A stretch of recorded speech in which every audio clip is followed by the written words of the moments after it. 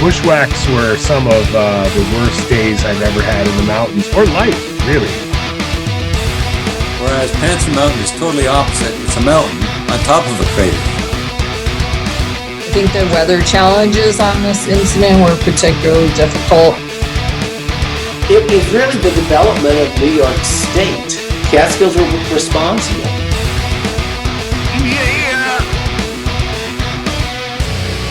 Now you're listening to Inside the Line, the Catskill Mountains podcast.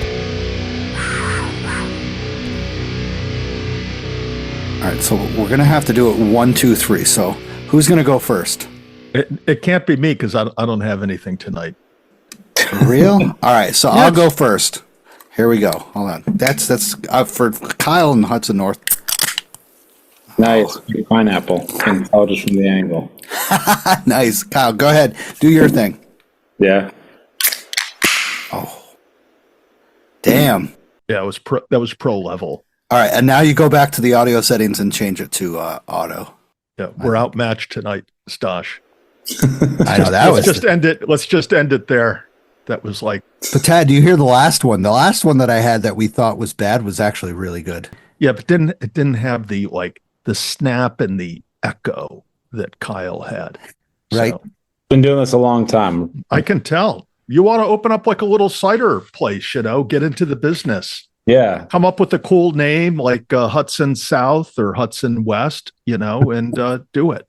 I'm more of a Hudson East guy, Hudson East? Yeah. You're like Beacon. Is that you? Yeah. All right. So welcome to episode 171 of Inside the Line, the Catskill Mountains podcast. Tonight we are joined by Kyle Scher. How do you say it again? Jesus. Cher. Beautiful. Cher. That's easy. Like the singer? Is that it? Sonny and Cher? Look, might as well. Like, at least it's a recognizable name. There you So go. Kyle joins us from Hudson North Hard Cider, a brand that's just as passionate about his trail stewardship as his crafting crisp post-hike refreshment that I have been loving so much for the past, 3 years that I started this.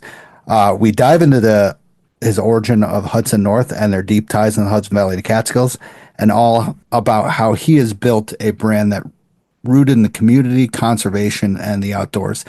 Kyle doesn't just make hard ciders. He makes the community stick together, and he does some great stuff for our trail. So welcome to the show here tonight, Kyle. Thanks. Glad to be here. Thanks for inviting me on. Yeah, it's good to have you. Glad we got connected. And also, did you know that it's Cider Week? I did. I didn't know that. I was someone told me somewhere, and it just happened to click. But it's always good to show off our agricultural roots. Like, at the end of the day, New York is known as the Empire State and the Big Apple, and I think it's nice that even though we're outcompeted by Washington as far as our growing acreage, we're still number 2. So just don't tell anyone else that on the West Coast. Number 1, number real? Number 1 hearts. Yeah, it's about 60% on Washington, and about 25% is New York's apple crop. But Interesting. Got to keep it up for the Northeast, Yeah, well, that's cool. So happy Cider Week, and we're going to be celebrating it here tonight on the podcast, talking with Kyle about his Hudson North cider, and we're going to be talking also about his trail stewardship that they provide with his company. And sorry, once again, I'm going to say minutes before we started recording, probably 5-10 minutes, my power went out, and then I had no internet, and now there's freaking just cops and authorities going by. So I don't know if something happened down the thing, but we had a nice thunderstorm coming through the area. So yeah. So I'm very glad, because I was like, I'm going to have to hit the hot spot up on this thing, and it's going to be so stuttery, but we got it. Everything's going, hopefully. So once again, when I was talking about some rain and some stuff like that, we got high flowing water, and we have a lot of streams that are becoming crazy crossable right now. I went out today, and I had a bunch of instances today where streams were passable, but it took a little bit of thought to get past it. So once again, we're recording Tuesday, but once again, this is going to come out Friday. But still, we have a lot of high flowing water. Our creeks here are insane with high flowing water. And just check it out. Be sure that, if you can't go through, turn around. It's not worth it. The mountains will be there another day. They're not going to frickin' erode in frickin' 5 days or a week or something like that. Get back. And also, one of the crazy things that I frickin' hate in life is goddamn ticks. 2 ticks on the way back. I feel, that little tickle on my freaking arm, and I see a tick, and I immediately slam on the goddamn brakes and throw it out. And then I run out like a Chinese fire drill, and I'm just going insane of looking for ticks. I had 2 ticks on me today for not even traveling probably over 2 miles. Yeah, were you at a lower elevation though? I'd say so. I mean, Barnum Road is where I was at for a little bit of a hike, and then I went down to Prattsville. So the ticks are out, and I wasn't even on the trail for probably a total of an hour and a half. Not even so. Wow, you drove more than you hiked. Oh yeah, it's a crazy, crazy chat. We'll have that chat later. So bad news, of course, with all this stuff going on in the world and in our great nation. Doge cuts funds to AmeriCorps New York, which threatens some of our volunteer programs. So the decision by Doge to terminate funding for AmeriCorps will profoundly impact public trail lands across our region.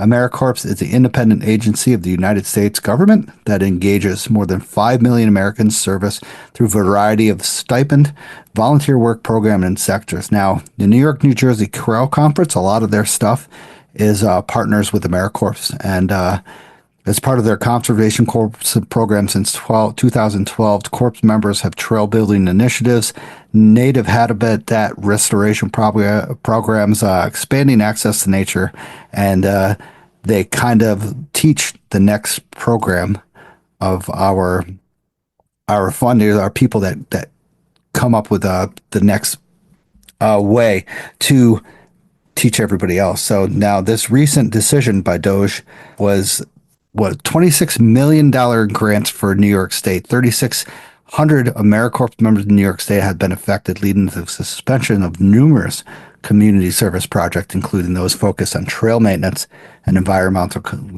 conservations. New York, New Jersey Trail Conference has definitely exposed some deep concern.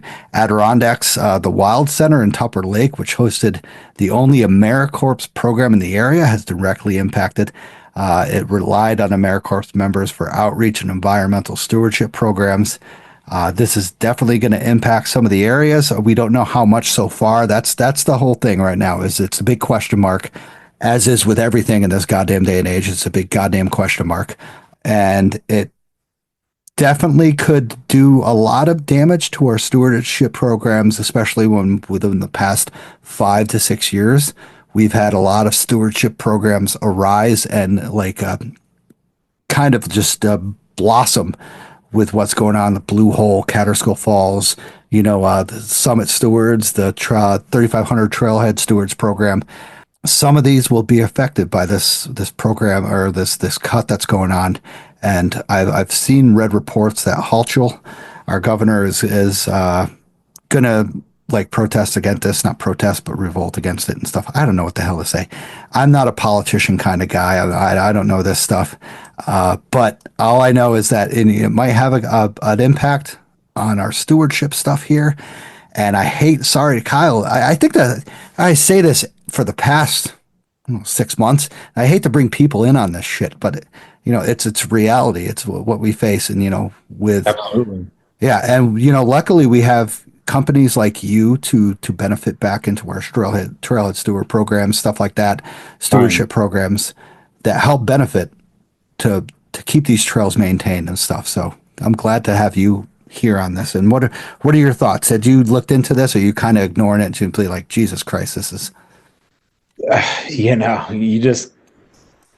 it's easy to find focus on other things, but I mean, to your point, I mean, we had just had a meeting not too long ago with New York, New Jersey Trails, and they brought all this to our attention. And it's extremely troubling. Like the fact that they're going to have trouble bringing in new people and engaging. And they've even, we've been in initial talks with them, just, what can we do as, a hard cider company? Obviously, there's the cultural aspect of being able to bring people together. Is there anything we can do through events or stuff like that to make up for where losing AmeriCorp, which we'll never be able to fill that gap. I mean, it's a mountain you can't climb, but what can we do to engage a younger generation to keep bringing in the volunteers and getting them engaged past volunteership into making a lifelong advocacy piece for them. So it's tough, man. You just gotta, I mean, luckily I live in a 16,000 square foot warehouse, and I go pretty much, back and forth between my house and there most of the days. So just keep your head down. It's tough stuff though.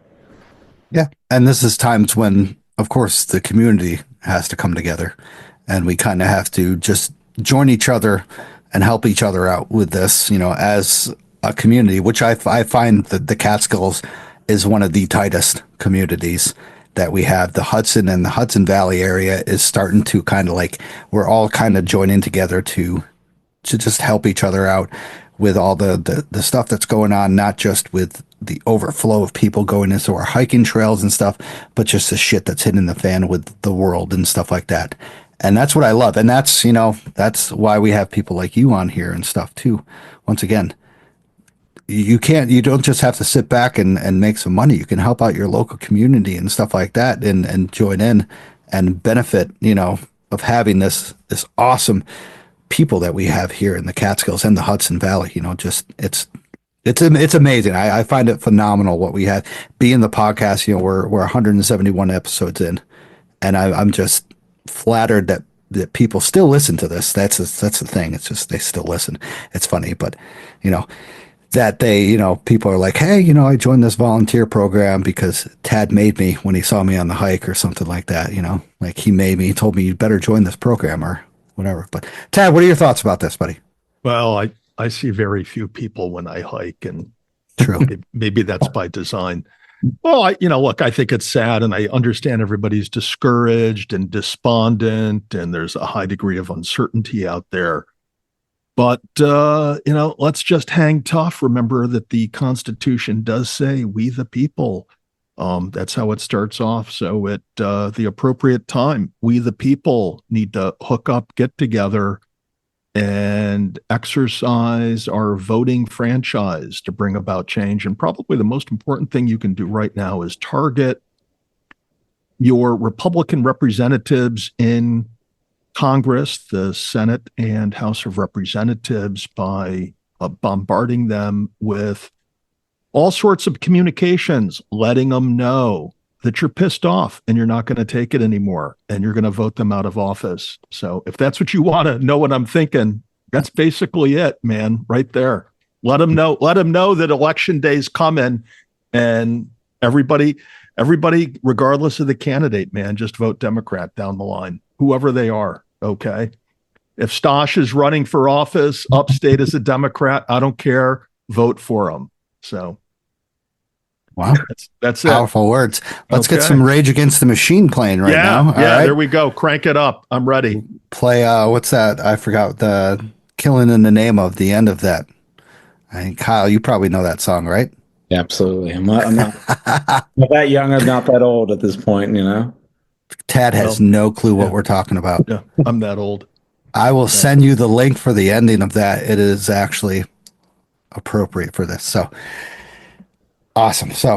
Thanks for the great words, guys, on this crazy situation. Once again, benefit, donate whatever you can do to help out your local areas, to benefit the trails that can be neat and clean. Just do it.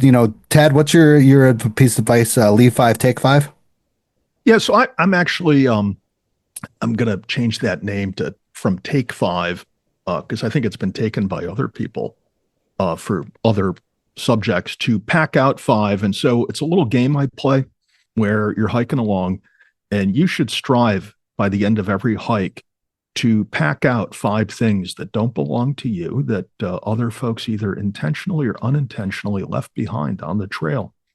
And so you'll find out as the year progresses, You start off with some large things like last week's hike.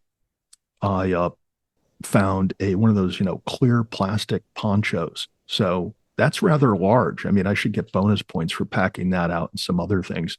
This week, there were a lot of smaller items, but I still managed to pack out 5 things. And that doesn't mean once I get to 5, I stop. I'll keep picking up stuff as I go along, but you'll find yourself in the summer, like, getting these almost little microscopic pieces of plastic, but I think they still count, leave no trace. Correct. And I would have to say that when I went and hiked slide with James Hobson, the last time going to the viewpoint, I stood there at the Slide Mountain Trailhead and I was just like, you know what? I have trash bags. I have plastic gloves. Let me just clean up some of this stuff. And took no more than like 8 minutes to clean up a lot of the trailhead to make it look brand new. And, I have a pack of 200 plastic gloves in my car. I have a big, huge thing of those 33-gallon trash bags, and it's lasted me for years upon years. So do what you can do. 10 minutes is nothing. And it makes us, makes a whole world of a difference. And it brings that impression upon other people that, wow, this trailhead's really nice. Maybe I should leave it that way. So whatever. So definitely. Yeah. So good pieces of advice, Tad. So also, we got a little bit more news on this Catskill Mountain Railroad that we talked about last week, the Ulster, Delaware County, stuff like that. They apparently had their grant suspended by an uproar from the county. So last spring, the railroad, Catskill Mountain Railroad tourist attraction that brings from Kingston to the foothills of Catskills, were awarded the 3 grants. We talked about this, $4.5 million with $675,000 going to the plaza and stuff like that. They were supposed to conduct right before the Shokin Reservoir. However, the documents obtained showed that Ulster County needed to co-sign parts of this grant for it to be valid. We didn't fully go into this, but we talked a little bit about this. The county would not comply, but the Catskill Mountain Railroad applied for cash anyway and was rewarded that $667,000 in FATE funds. Now, the terminal was supposed to be the money for the terminal was supposed to be suspended before it was paid out to Ulster County, notified by the state with the grant. Additionally, the railroad had no claim of land leading to the site of the proposed terminal, although they did have a little sketch overview of where it was supposed to be. And it was, I remember that it was an old, like abandoned carved like dealership area. The company has a permit from Ulster County to operate on the land within 1.8 miles, as we talked about last week. But it would need land rights for the 1.8 miles that connected the 2 areas. Now, it is referred to undesignated section as the subject of intense and ongoing debate that's still going on in Ulster County. An advisory committee is saying that it should be a hiking trail or it should be somewhat widened to include both, but they're just having a crazy time going about it. The railroad company have filed a lawsuit against Ulster County in 2013, and the 2 parties reached a negotiated settlement where the section of the rail company currently operates would be co-located with public trail wherever feasible. Now, it still hasn't come to that. 1.8 mile section is still sitting on empty and will require further investigation for is feasible with the rail or trail. Now, it's still debating about this. They applied for 3 straight grants in 2003, and they just keep going on, and just stuff is hitting the fan back and forth. Tad and I talked about this last episode. They just keep going back and forth with this, and I would see them having kind of like a terminal area would be pretty cool. But once again, Tad said you got to be. I wouldn't say special to take a train ride, like a 2-hour train ride going from Kingston all the way up there, but it doesn't appeal to me to take that long of a 2-hour train ride on an old train and just be like, yeah, can we kick this up a little bit more? And they just keep going slow and slow. So it's still hitting the fan. And I just want to bring that out there. So what else, Tad? You threw some info about some other stuff, right? I just look at all the money that they need to spend. And in addition to what they need to spend, there's a lot of money that they, would like to spend on the project. They don't generate on their current ridership enough revenue to support the improvements they need. And I look at where that money could go towards other projects. And so one of the things I note is that this section that they want to improve to make the contiguous rail line from Kingston out to the Boyceville area, they're missing a couple mile segment to do that. And it's going to cost them, apparently, like a few $1,000,000 to make all this work, if not more. And with that money, they can add on to the already existing 750-mile Empire State Trail, which runs from New York City to Canada, and also from Albany to Buffalo. There's some segments of that which are on existing roads as opposed to rail trails or the old canal towpath for the Erie Canal. So money should be spent on that.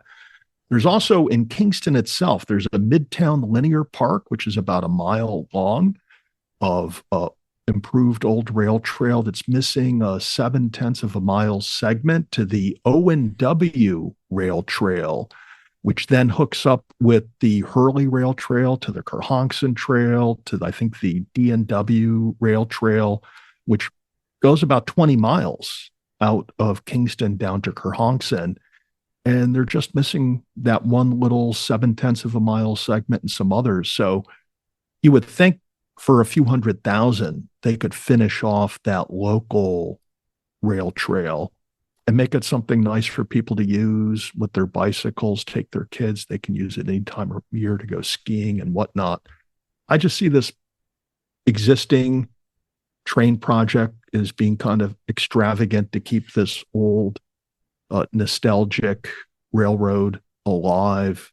And there's already one in Arkville, so I don't want to, look, I know these people that run the railroad out of Kingston really have their heart into it, and it's a passion of theirs. And without that passion, nothing would be going on with it, because it's a labor of love, I suppose.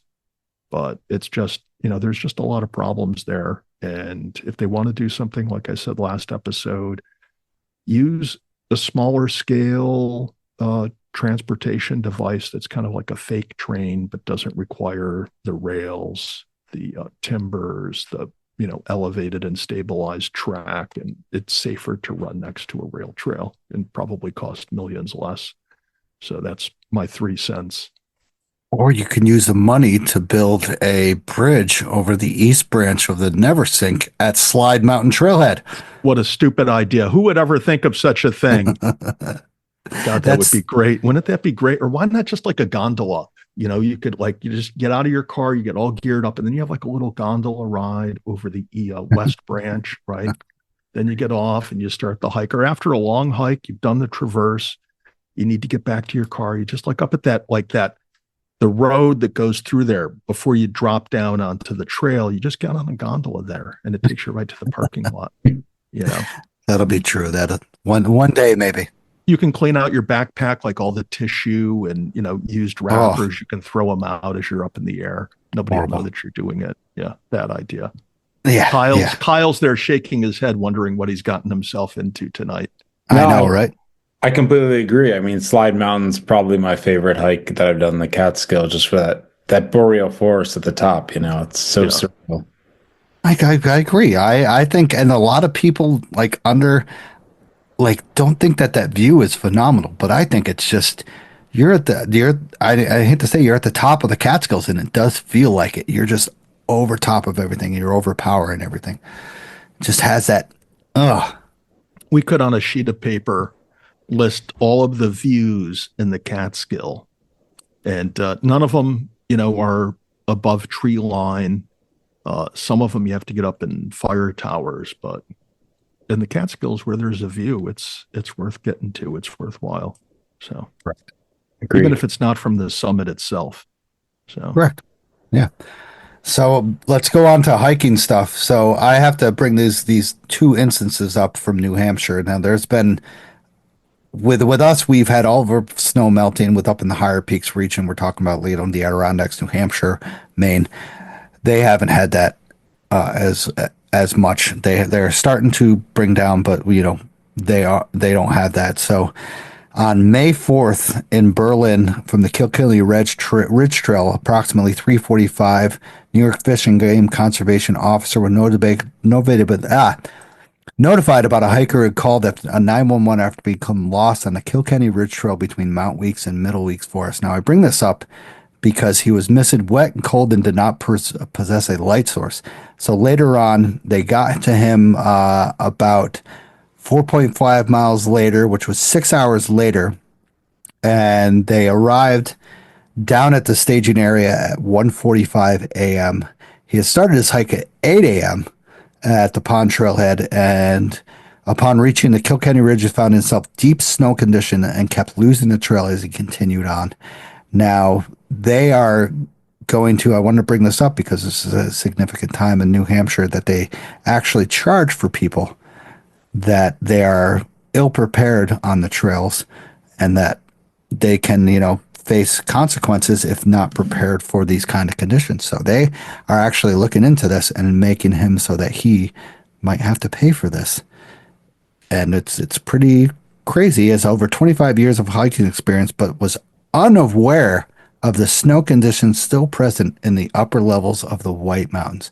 Now that's something that if you have 25 years experience, I'm thinking you would look into that, especially with nowadays where we have the internet where goddamn trail conditions comes out daily, and especially in those areas where we're the Adirondacks, the White Mountains, even higher, we're going down over in the Colorado and stuff where conditions are just posted daily and people like snow rails are insane. So good for the New Hampshire Fish and Game, once again, rescuing someone like they do all the time.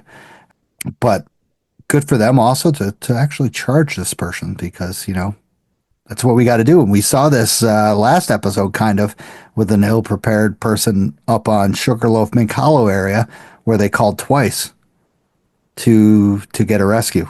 So they're just like, hey, I'm lost. And then they had to call again. Hey, I'm lost again. We already told you how to get the hell out of here. So good for them. So, and then there was I brought this up because I was once here in the area. So on May 2nd, 2 days before, just before midnight, Fish and Game Conservation officers were made aware of a hiker needed assistance on the Garfield Ridge area. Now this is a Pemigosset Loop. It's a 34-mile hike that requires, I think, like 7 to 9 peaks. He had just north of the trail on Garfield Ridge, unprepared hiker who encountered snow and ice on the trail, making it difficult. Heavy winds, the hiker had taken shelter under a lean fly. 1:30 a.m., they reached a hiker 4.2 miles from the trailhead, and then they actually got to him totally at 4:20 a.m. The hiker was guided back to the trail, and it was made to the trailhead 9:35 a.m. Uninjured. But once again, this guy might be penalized for ill-prepared on the mountains. And we see this a lot. And one of the things I do not understand is how, with this day and age, with the internet and stuff like that, how you can become ill-prepared on the mountains. Kyle, I can order freaking like 8 6-packs from you and have it shipped here within 3 days on the internet. But these people can't look up conditions up on these crazy mountains. When you look outside, you can see snow on the top. I don't need microspikes, or it'll rain. There's a 90% chance of rain. Nah, I don't need to take precautions on this. Or you have the Mount Washington Observatory, which gives you detailed information about hiking. And it just bothers me that stuff like this happens. And we'll talk about this later on my hike, but I don't understand. Kyle, like, are you like, do you hike a lot? Do you do this like we do, prepare for the oncoming situations? I mean, I would definitely say I probably don't hike nearly as much as you guys, but I definitely do my due diligence before I get out on the trails and know that, if I'm putting myself at risk, I'm also, taxing the people in charge of maintaining the mountain and all that other stuff. And that's a serious cost. That's something that you shouldn't be incurring on people when there's plenty of information out there on the web and multiple sources. Yeah. Plenty. Like it's insane. Like Ted, I know you're still living back in the 80s and stuff like that. So I mean, you do the day before. Like, do you think these people even do that? It seems like they don't. Oh, I mean, I do the day before, the morning of, and change my plans on the fly where it's appropriate. Look, I can't speak to this fellow's background and, why he was as prepared or as prepared to be unprepared as he was. And if you read the article, you can see that there were a few noteworthy things that he wasn't prepared for. And today, as you point out, Stosh, with all the technology and information that's available to you at home, you don't have to be right there on the mountain looking up to see what's going on, but you can get a lot of data at home, as I did before my hike on Saturday. I collected or looked at color radar and some other things to get a sense of what the day was going to be like, and it was helpful later on in the day. But if they're going to punish somebody, or I say punish, if they're going to make somebody pay the cost of the rescue, I think it's important for them to really get the word out what that cost is, and that this is the consequence of going out there unprepared like that. So people can then really take stock of the fact that it cost this fellow X dollars. I mean, if it's just $100, it's kind of a slap on the wrist. But if this bill is like $2,000 or $3,000, and a big percentage of the hiking community up there hears that this is what happened to this guy because he did not have a compass, did not how to use a compass, did not have a map, had took no effort to find out what was going on and heed to the prevailing conditions, then maybe that'll get 10% or 20 or 30% more people to take stock in those things and act accordingly. But if nobody hears about it, it's hard to expect it to be a deterrence or a learning experience for others. So that's why here on Inside the Line, we report these things, because we want our listeners to be informed And not get billed. and then they have plenty of spare time at home to vote for the podcast. Yeah, right. Yeah. Yeah, we'll talk about that in a second. So, All yeah. right. Vote for the podcast. Chronogrammies. Definitely. If you have the chance to. So once again, check the conditions the day before, the day of, like Tad said. The Catskills, all the snow has melted. I didn't see a single piece of snow except for when I saw it on Window Mountain where they had snow makers, and there was like a 5-foot strip of that. Other than that, there was no snow. It was all wet. It's insane wet out there. Luckily, we're getting the rain, but it's actually like doing some crazy damage out there. So we'll get down to that later. So thank you for shooting the shit, guys. Let's get on to the amazing monthly supporters: Chris Kirby and Jeff Jotz, Vicky Ferrer, Mikey S., John Comiskey, Summit Seekers, Desert City Radio, Betsy A., Denise W., Tom H., Vanessa, Jim C., and Eric. Wow. You guys, thank you so much for supporting the show, believing the show. Really appreciate it. And let's not forget our amazing sponsor of the show. So this show is brought to you by Camp Catskill in Tannersville, your ultimate hiking store. Find top quality gear, apparel, and accessories for all your outdoor adventures. Our expert staff are here and help every hiker from beginner to seasoned pros. We also carry a variety of unique Catskill souvenirs and gifts. Visit us online at Camp Catskill or in the store to gear up for your next journey. Adventure starts at Camp Catskill. Also, you can vote for them on the Chronogrammies. I will post a link for them as well. Also, embark on a transformative journey with Another Summit. Another Summit is dedicated to serving veterans and first responders with free outdoor activities. Activities like walks in nature, paddling, hiking, and even backpacking. Join our supportive community to rejuvenate in nature's embrace. Experience camaraderie, adventure, and healing at no cost. Take your next step with Another Summit and ascend to new heights of resilience and joy. Apply today at anothersummit.org. So who's outdoors? Mention the podcast on one of your hikes through social media and we'll chat about it in the show. Tag us by typing at ITL Catskill MTM podcast on your post. So our friend Joe Kaplowski, J.K. Lapau, Clow, that's different to say. Went to the Catskills for the opening of the Bramley Mountain Fire Tower right near me. It's probably like 30 minutes away. Beautiful day to go for a lark in the park. Although cardio is non-existent. I mean, I gotta admit, this hike is like 1.6 miles with 800 feet. That's still pretty significant. I think you could get some cardio going with that. He didn't. He also went. I don't know if he went the easy way, but he didn't show his tracks. But you go the other way. It's pretty nice. It's like 900 feet of gain in 1.6 miles. He's been to all 6 fire towers, and this being his 7th. This is the only second time he's been in the cabin. So this happened on a Friday at 1 p.m. I was a little disappointed because being 30 minutes away, I would have joined it, but I was at work. And they said they had important people that they had to bring up there that could only join them during the week at this time. So that donated towards the show. So I understand. I definitely understand. But this is a half an hour away, like you guys, Tad and Kyle. I know you have like Mount Beacon right there and stuff. You guys have excellent, amazing viewpoints from like 30, 40 minutes to where you live. This is kind of the only place that I have that'll give me an amazing viewpoint to where I can be like overwhelmed with what I have.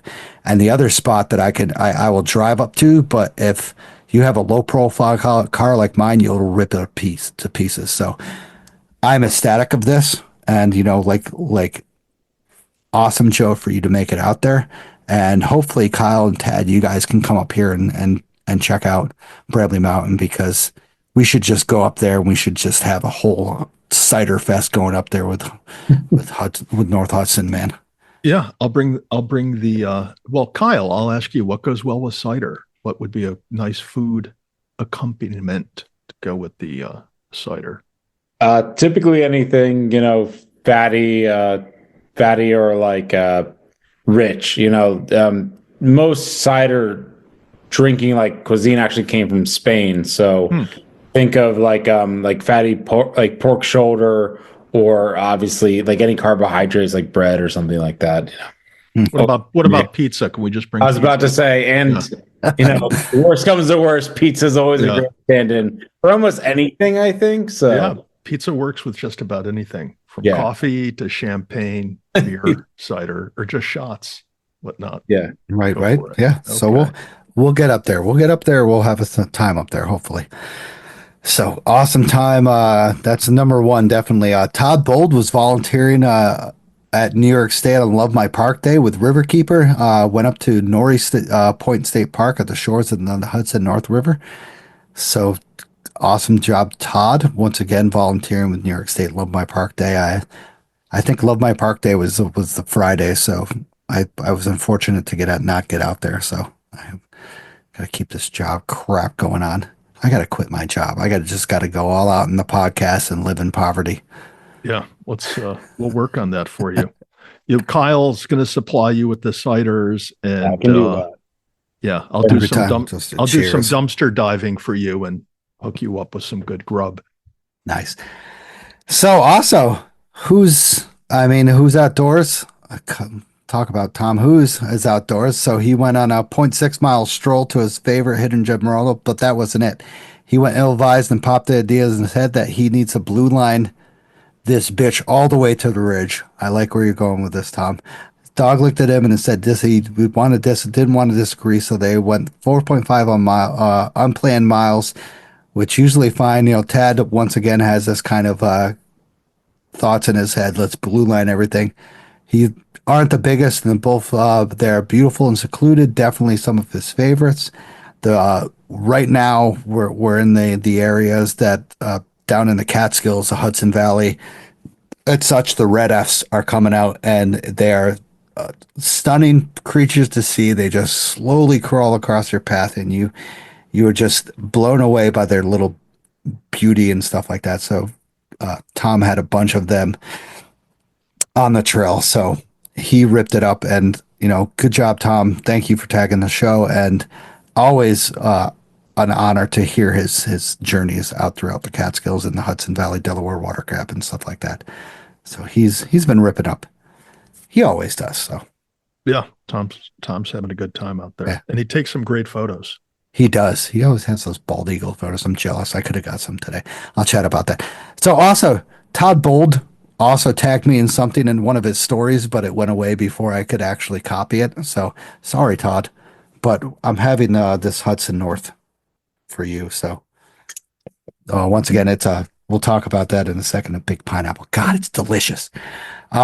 So speaking of ciders, buy us a hard cider to support the show. If you think we're doing a good job and you want us to support the show, buy us a coffee hard cider on Buy Me a Coffee / hard cider. I named it the hard cider because that's what we do on the show.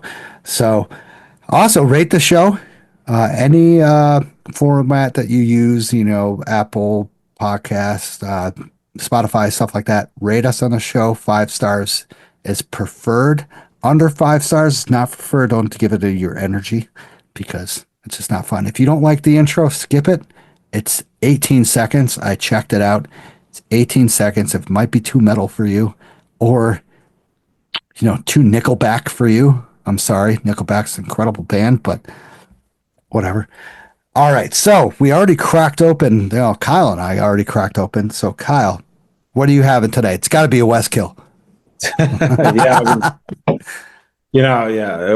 if it's not a Westkill, it's standard cider. So it's just our standard cider. I mean, we called it that, and someone's like, well, "Why do you call it standard? Is it just because it's boring? It's whatever." It's like, no, it's because I think for like New York, we wanted to set the standard for what cider should be, which is a little drier, a little more rugged, in line with kind of like the northern climate that we live in. I think we're a little more tough than the people down south. I don't know if they agree with that, but that's the way we're gonna take it, I guess. And I agree. So Kyle, because I'm just having my go-to cup of coffee, how is it that you go about coming up with that standard flavor? Is it in the mix of the apples, the yeast that's used to start the fermentation? What's the secret recipe? Yeah, that's a fair question. So I mean, the most important one I think is the fact that we use apples. Most of it, 100% gets pressed 40 minutes away from our cidery. So I think as the crow flies, it's like 18 miles. Minard Family Farms, 6th generation press house has been pressing for us since we started pretty much. And I think, just being in a place that is known for growing such high quality apples leads us to such a great cider. Now, people say, what is your apple blend? And we use a blend of different culinary apples. And the way we make it even more special is not only do we use like local apples for all of our base, but then we also focus on having a drier cider. So many ciders out there are just like so sweet. I mean, obviously Angry Orchard is like the market leader, and their stuff's like 23 grams of sugar a can, which is, I think that's like a fourth of the can of sugar or something like that. But even when I was starting to get into cider, and that's way back, I mean, it's been 13 years. Hudson North's only been around for like 5 years now.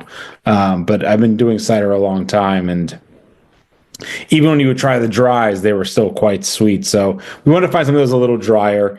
And the one thing that we do to kind of, I guess, build a really strong, beautiful flavor profile is use higher tannin apple varietals. And that gives it like a bite, almost like when you drink a red wine and you're drinking it from something that's barrel aged, or the tannin of the grape skins themselves, like this bittering kind of backbone that gives the cider a little more of a bite and a little more that balances itself with the dryness. Gives a little more character than just something that's sweet and appley and tastes like a Jolly Rancher, So before Stosh tells us about the cider he's drinking, what apples fit that bill with the higher tannin property? So typically you're looking at a lot of the most beautiful apples in America were the ones that were very early on established. So you know the story of Johnny Appleseed. He was going around spreading apples, and everyone assumes because they see apples in stores, they're for eating apples. But the real story is apples are built to have permutation. So you plant a Red Delicious. Thank God you're not going to get a Red Delicious apple. Everything is based on grafting. So when Johnny Appleseed was out there spreading the apple seeds all around, it was for hard cider production, and probably for creating sustainable drinking water and just making a food source and all that other stuff back in the day. And it was big business. Well, big as making random apple trees grow on the ground business could be. But I think it's the crab apple itself that brings like a lot of tannin. Typically, your most sturdy apples that bring the highest tannin are typically your smallest, ugliest apples that you'll see. Things that you wouldn't want to see in the store. Like a great example is if you've ever had a Red Delicious. It's the most tasteless, boring apple. And if you like Red Delicious, I apologize. You have terrible taste. It's like drinking. It's like eating an apple essence water, right? But the ones that have higher tannins are typically ones that would not be the best to be eating, and they're meant primarily to be grown for cider. So they have crazy names. A lot of them also, if they're not crab apples, which are pretty much just a lot of them are derived from these weird permutations. They were growing lots of cider apples in England and France. They've got great names like Brown Snout or Ellis Bitters or Harry Masters Jersey, like just crazy names, as the English do. And these make some of the best cider apple, but too much is too much. There's a blend and there's a balance to the whole thing. So last thing I want is a hairy apple. Yeah. All right. Jesus. How,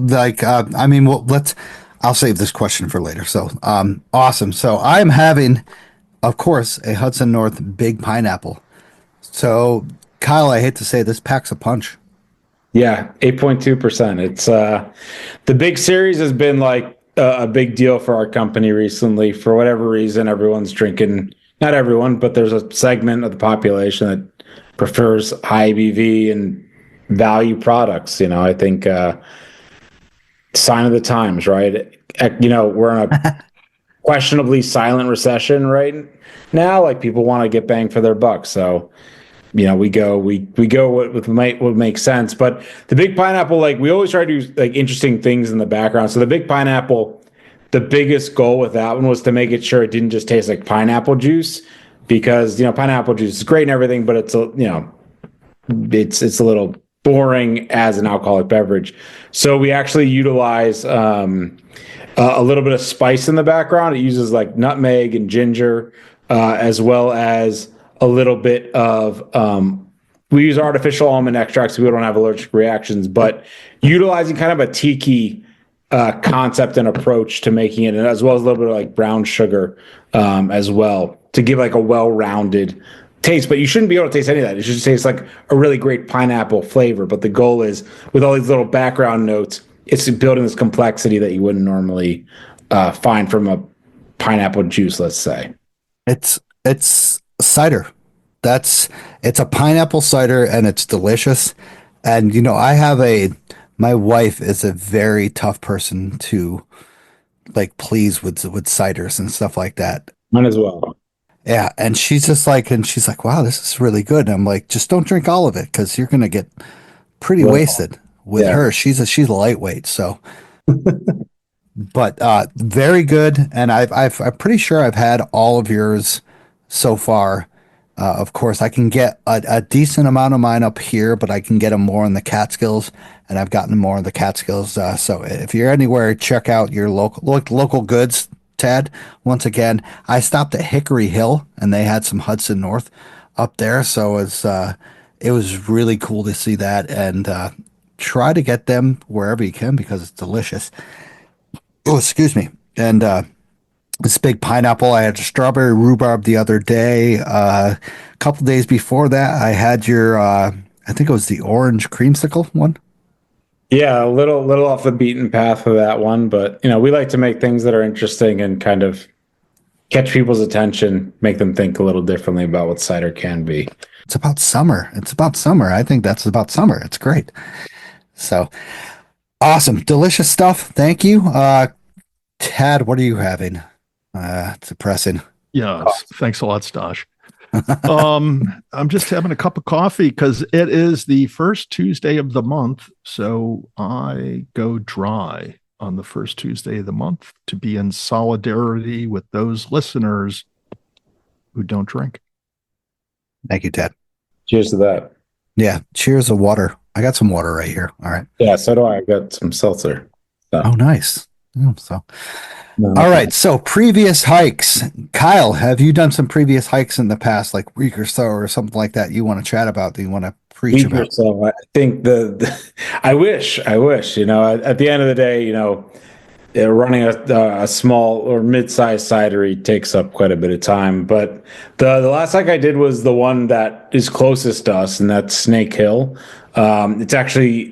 It's maintained by not the New York, New Jersey Trail, but Scenic Hudson, and it almost mirrors the Beacon Trail, where it's overlooking from the opposite side of the river. Maybe not as high of a mountain, but a really beautiful view over top of Newburgh and New Windsor, and it looks onto the Beacon side, and it's near and dear to my heart because it's literally like a half mile, quarter mile away from the cidery. And there's like a little there's a water preserve there and all that stuff. Nothing crazy. It's like a 40-minute easy hike, but one you can just get out and get done in the work week, which is really nice. Wow. Yeah. And you're located on the west side of the Hudson, correct? Correct. Yeah, on the Newburgh side, obviously known for its mountains and bucolic beauty, right? Yeah, definitely. Tad, you know about that area? Yeah. About 15 minutes down the road from me. You guys, wow. Okay, so I guess we're going to have another co-host here. Kyle's going to be joining Tad, and Tad's going to be getting. They're both going to be like, "Oh yeah." They'll be like, I got to cut you off. Got to cut you off. I'll be in the sidecar. Yeah. I live down the road from one of Kyle's competitors. So which one? There's so many. There's so many cideries. I know, right? This is the big one with a lot of sugar in their juice. Oh yeah. Well, the good news is that's just it's all a marketing thing, right? It's all for show. Yeah. I have not had an Angry Orchard in my life. Just because I don't want to, because I'm just like, it's too mainstream. I'm not like that. I'm punk rock. All right. Just remember, Kyle, I didn't mention the name of the place. Yeah, so. I appreciate that. Although you didn't send me the big box of cider, that's okay. Yeah, your loyalty has not been rewarded, and I apologize. It might be. So, Tad, how about you talk about your recent experience on the trail? I'll talk about my awesome recent experience. Yeah. So, we went over that story about this guy that was at least not acting as if he was well acquainted with the prevailing weather conditions on the day of his hike. And I had some trepidations about going out hiking on Saturday, knowing that the forecast was for a storm to blow in around 2:00. But nonetheless, I mentally prepared myself to go out. I was intending to hike Panther and do a hike up Panther, which I had planned on doing, or I've wanted to do this hike for quite some time now, but just haven't gotten around to it. Somewhere along the way, I think it was somewhere along the way up to the parking lot on Woodland Valley Road, I decided not to hike up Panther. I was going to bushwhack Cornell from the Woodland Creek. And so that's what I set out to do, was to bushwhack Cornell from the Woodland Creek. And somewhere along the way, I ended up on the ridge going to Slide. So I bushwhacked Slide and then made my way over to Cornell and Wittenberg. And I have to say, I've hiked these mountains a lot. I've bushwhacked the Burroughs Range quite a bit. And this was a fantastic hike. And this harkens back to what we said in the last episode about, if you believe it or not, about Mount Everest and whether or not you can have a quality experience summiting Mount Everest with all the data and support that you have available to you today compared to what folks had way back when the routes weren't well established, you didn't have a support network, and yada, yada, yada. And how do I tie this into my very, very impromptu bushwhack up Slide Mountain? And that is, I hadn't been up this ridge before. Danny Davis had told me years ago that it was ledgy. And I inferred from that I would encounter, a number of those Catskill ledges, rock outcroppings on my way up. And let me tell you, I did. Mhm. Was there 8? Was there 9? Was there 15? I don't remember. I do remember they started relatively low. Right around 2,600 feet, I ran into my first one. It wasn't so bad. I also have to point out, man, the bugs were out of control. I mean, they were just off the hook. I did have a hat with the net over it that protected my face, and my thought was going up as these bugs were, like I said, out of control, that they were so young, so fresh, they had not yet acquired a taste for human blood because they weren't biting. Okay. So I was thankful of that. So at any rate, I just started hitting one ledge after another ledge. Thankfully the forest wasn't all that thick, so you could see and plan your ascent up and over these ledges. But the nice thing was I had no data on which ones are going to be more difficult than the others and which way to go as opposed to which way not to go, etc. And so that's what kind of made it, a great experience. Is when I got to the third ledge and I looked at it, it was rather ominous. I knew that was like the point of no return. If I got up and over that ledge, there was no turning around that day and heading down, because I would not be able to go down that ledge. And I had a couple others that were like that afterwards, but I was able to get up and over everything. I did a few what I call leg hooks. You know what a leg hook is, Stosh? It's where you're climbing. It's where you're climbing and you throw your leg over something like a hook and you use that to pull yourself up and over. So yeah, there were some spots where the scrambling got to the relatively technical side. But like I said, I did make it up and over all these ledges. It was very cool. The forest was very cool.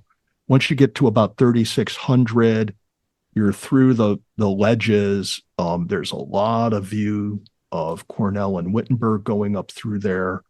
So eventually I made the trail up and over slide. I was aware that these storms were coming. I got a signal on my phone, checked out color radar, and sure enough, my estimation was that the storm would be going right over the Burroughs Range at about 2:00, and my aim was to get over Wittenberg by 2, because I could see in the color radar that there were some red spots designating thunder activity. And so sure enough, a couple minutes before I crested Wittenberg, you could hear it coming. You could hear the rolling thunder coming, and you could feel the pressure drop, and it just downpoured, man. I was within minutes, everything soaked right through my gear. I was just like completely drenched. Right in the bullseye of this storm, the thunder was overhead, no lightning. Just decided to push through instead of taking cover. The trail coming off of Wittenberg was like a river. So thank goodness I had my shoes with the Vibram Mega Grip soles on them, man, because I was just flying along without slipping in that river.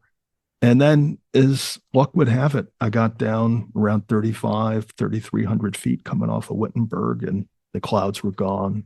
The sun came out, blue skies, the birds were chirping. And then you started seeing all these people coming up the mountain. It was like really the first time I saw people all day. Were on their way up, all giddy. Here I was, like soaked to the bone, gnarly bushwhack up, just looked totally out of place compared to these people. But I will say, all in all, it was a fantastic hike. But like I said, bugs out in full force. Mm-hmm. I was grateful I had a net to wear. Get your bug spray handy. Treat your gear for ticks, because it's that time of year. And also, I had just the right amount of water with me. I did consume a lot on my way up. I think, I looked at my data at one point when I was cresting slide, and in 4 miles, I had covered 3,000 vertical feet. Nice. So, yeah, I mean, that climb up that ridge was steep. It was relentless. It was a great cardio workout. So that was my hike. Nice. Saturday. Yeah, I enjoyed it. Nice. Sounds fantastic time. I've been up one of the arms of Slide going up I call it the John Burroughs route. That's where he went up one of his routes and he just kept naming it precipice after precipice after precipice. Yeah. And it was just, the way he described it was beautiful. And it's just phenomenal route. Once again, just going up through there. I got to say the forest was remarkably pleasant. Sometimes you run into a lot of blowdown, which makes it hard to spot routes up and over these ledges. Sometimes you have a lot of talus beneath the ledge that makes it hard to get around and pick out the route. Really not a lot of that here. So I was able to identify reasonably safe routes pretty quickly and get up and over them and move on. With the bugs, I think I had my own personal entourage of 20,000 bugs with me. Oh, so yeah. Maybe that's a little exaggeration. It might have been around 19,500 bugs. So I'm embellishing a little bit. So it's that time of year where they're freaking gonna attack and attack and attack. It's just yeah. They had learned the attacking part of the bug life cycle, but they had not yet learned how to like pierce your flesh and start gnawing at your body. So yeah, I had more abrasions from, contact with the rocks and trees than anything with the bugs, but that's about to change. Any day now they'll be ready to eat you alive. So yeah, correct. It's that time of year. Yeah. So Stash, I saw you posted some photos of what looks like an amazing hike. You want to tell us about that? Oh yeah, it was a fun day. So today, I decided with my friend John we would go up to Thomas Cole Mountain and do my trail maintenance that goes from Camel's Hump to Thomas Cole. My friend John has been sort of kind of regaining from a previous injury on his knee. And we get no longer than 0.3 miles into the trail. I mean, we all know that trail going from Barnum Road up to Camel's Hump is a wet, messy trail, but we're 0.3 miles in, and I hear him laughing, and I turn around, and he's slipped on a rock, and he's like encased in water. And I'm like, my first reaction is, I feel like a dickhead. I'm like, you already freaking fell. And like I'm just like, oh wow, that's a horrible reaction. I'm sorry. I'm like, you okay? Like I immediately respond with you okay? Because John's been my friend for the past like 20 years, best friend. And I'm just like, wow, that was a dick move. And like he's like, I'm okay. He gets up and he's just suffering, like his face, you can tell, is just not having it. And he's like, ooh. And I'm like, yeah, like we're not even in, where you go up to like there's the sharp turn that goes up to the kiosk, like the sign-in area. You hadn't even made it that far? Wow. Not even that far. There's like a little area of flat rocks. Mm-hmm. That's where he fell. I specifically told him, I'm like, stay off the flat rocks. They're slippery. Yeah. I look back and he's in water and stuff. Besides saying, are you okay? And you fell already. I say, get out of the fucking water. And he's just like laying in it. And I'm like, get up. So he gets up and I'm like, all right, we can't do this. Like you are not having a good time. And it took us a while to get that 0.3 miles back down to the Barnum Road. And like he was suffering and it sucked because like every like step was a critical step. And I'm like guiding him, I'm helping him. And I'm just like, wow, this is some serious shit. Like you guys should have called in for a rescue. I was the rescue. I was just like, I got this. But what fun is that? Yeah. Yeah. Are you going to send him a bill? Yeah. He will get me some Hudson Norths. That's I told him 2 ciders. Actually, to be honest, he did buy me some at Hickory Hill. So, but like other than that, like he was having like a difficult time, and I'm like, I'm glad this happened this short into the hike because like just imagine, you get up to that one part before Claudel's Hill where it's like, nice and steep. It's an awesome, beautiful climb. Just imagine if it hadn't had up there, like we would have hit some like difficult times, but it's a long way back. And I was just like, man, I'm very happy that it happened here. It sucks that it, broke up the hike and we had to bail, but like what could have happened, especially up higher, with that. And, he on the way back, I was just like, I gotta at least get out and hike. I'm good. So I went to a place in Prattsville called the Huntersfield Creek Trail. And this was newly acquired within the past like 6 months. And it goes along the Huntersfield Creek in Prattsville that has crazy, like 4 sets of waterfalls that are like 30 to 40 feet high. And it's absolutely beautiful right off of the Pratt Rock Trail. It's tough to find parking.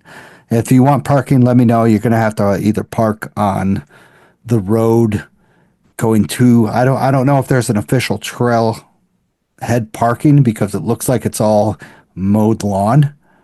So like I went up in there and I immediately second guess. I'm like, I'm out of here. I'm going to park over on the other side where, it shows parking. So the creeks and the rivers are absolutely flowing like crazy right now. I mean, on Oneonta right now, we just got some lightning and thunder and creeks are flowing here. But when you go down the Catskills, they are brown. They are flowing. They are going like crazy. So once again, creek crossings, this is Tuesday. We're still getting rain, and we've gotten supposedly about like 3 to 4 inches of rain within the past 3 days. That's a significant amount of rainfall, and these waterfalls were flowing. I mean, if anybody's ever been from Prattsville to Wyndham, you've seen Red Falls and seen the Batavia Kill. It's always high flowing when there's these rain amounts, and it just blows my mind how when I live 30 minutes give or take to the kind of like the foothills of the Catskills, Prattsville, stuff like that, that these rivers can be 6 to 8 feet higher than what I have up here. So it shows you the crazy. Oh yeah, I live down in the Hudson Valley. The Hudson's not flowing that high, but once you get in these small flowing rivers up here, these creeks, they are intense and they can blow you over and they can take you down. And I've said this before. Flooding, the rivers, the water is the most. I don't know how to say it, but the most undetermined natural phenomenon that we have that you cannot determine what's going to happen because it's just going to tower you over like crazy. So it was crazy. It was nice. My John let me run up the Huntersfield Creek area. I got this little awesome experience, beautiful falls. I took a video of where someone actually has like 100-foot staircase to the base of the falls and like a little pool. And I'm jealous as heck because they get to swim in that area. That's on private property. It is. Okay. It is right along that edge, right along the creek, it's kind of like the southeastern side of the creek is all private, is all access, but you cannot go upon that. And it's just, I'm jealous. It was cool. It was a cool day. Yeah. Once again, I told John, like, screw you. I got to hike at least a little bit. I was going to drop him off and be like, listen, walk home. I'm going to hike up Bear Pen. And like, he actually went to urgent care. So, wow. Oh.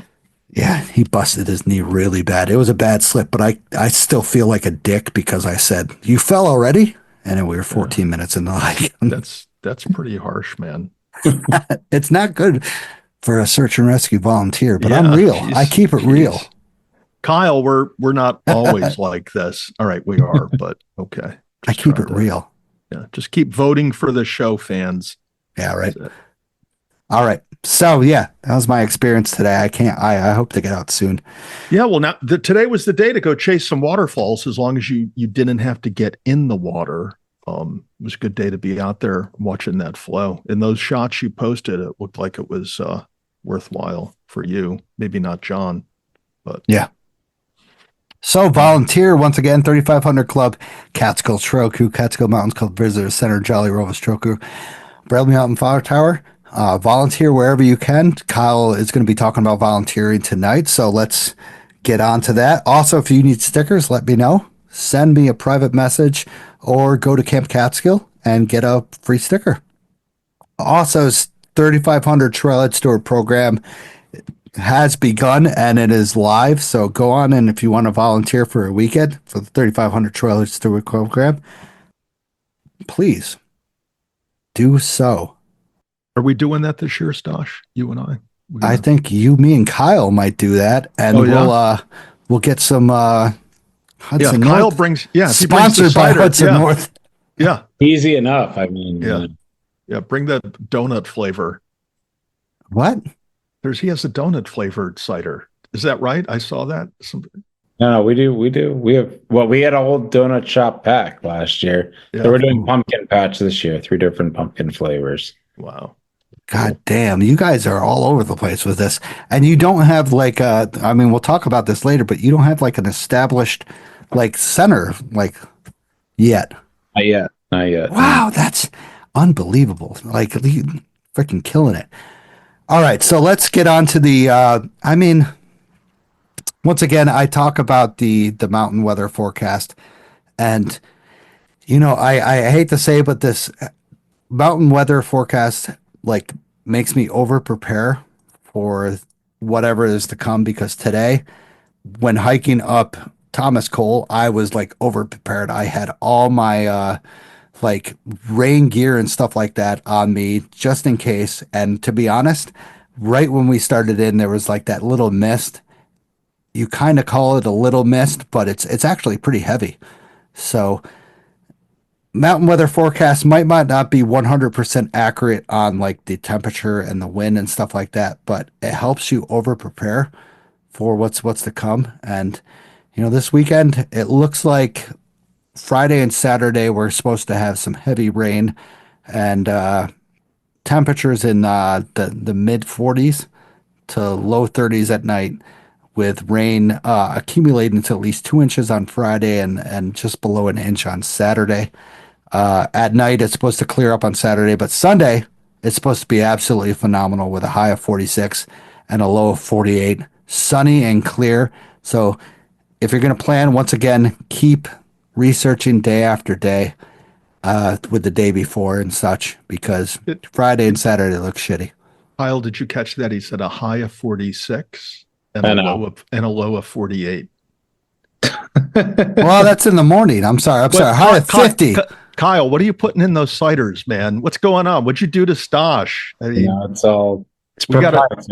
Yeah. All right. We got to look at that alcohol content, and maybe there should have been a 1 in front of the 8. And once again, this is mountain weather. This is okay. It's all over the place. Yeah, blame it on the high altitude. The high cumulus clouds, Yeah, exactly. Today, like we went to the trailhead, and I was just like, oh, a high of 56. It was a high of 61 already at 9 a.m.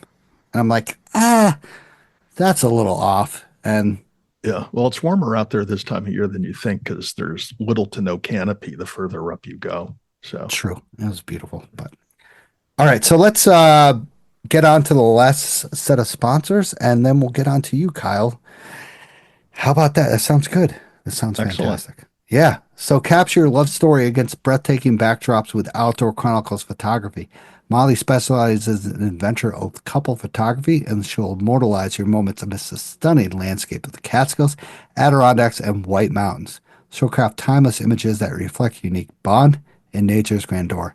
Embark on an unforgettable photographic journey with Outdoor Chronicles photography. Don't hesitate to get a hold of Molly on all platforms. Author discovered the wilderness with Trailbound Project.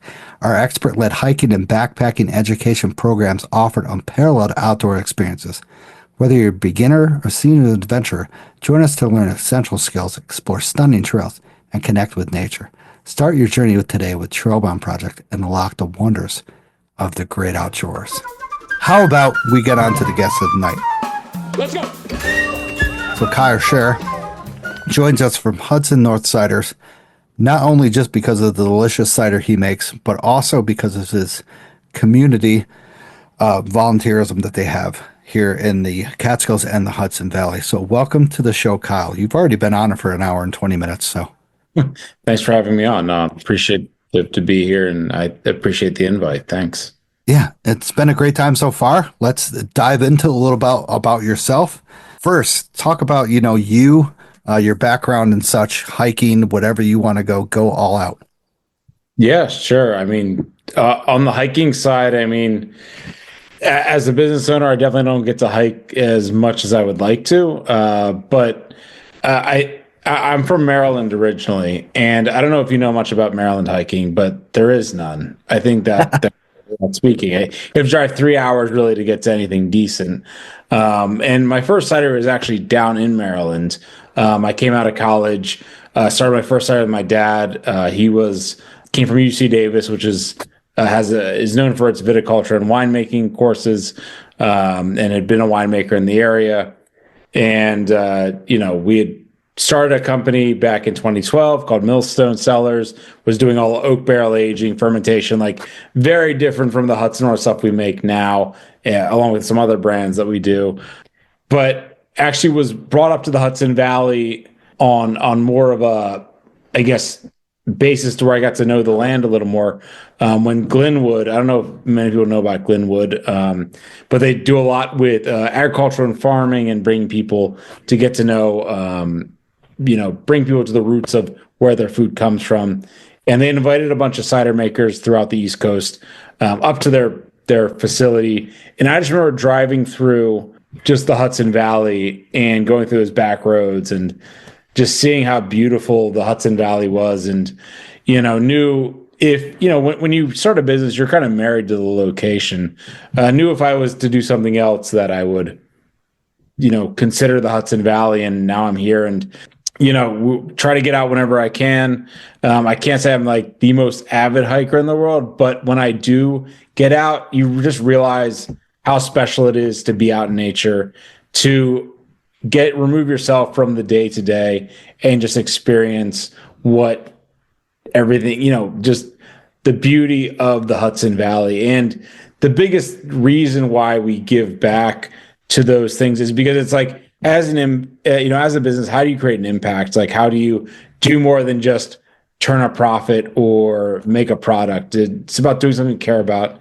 And for us, it's about preserving, the nature that we love. And for us, what better way to do that than to maintain trails, give people the access, the opportunity to get out there, see the trails. Like I said earlier, my favorite mountain I've done in all of the US probably at this point, is Slide Mountain. It's just an absolutely gorgeous hike.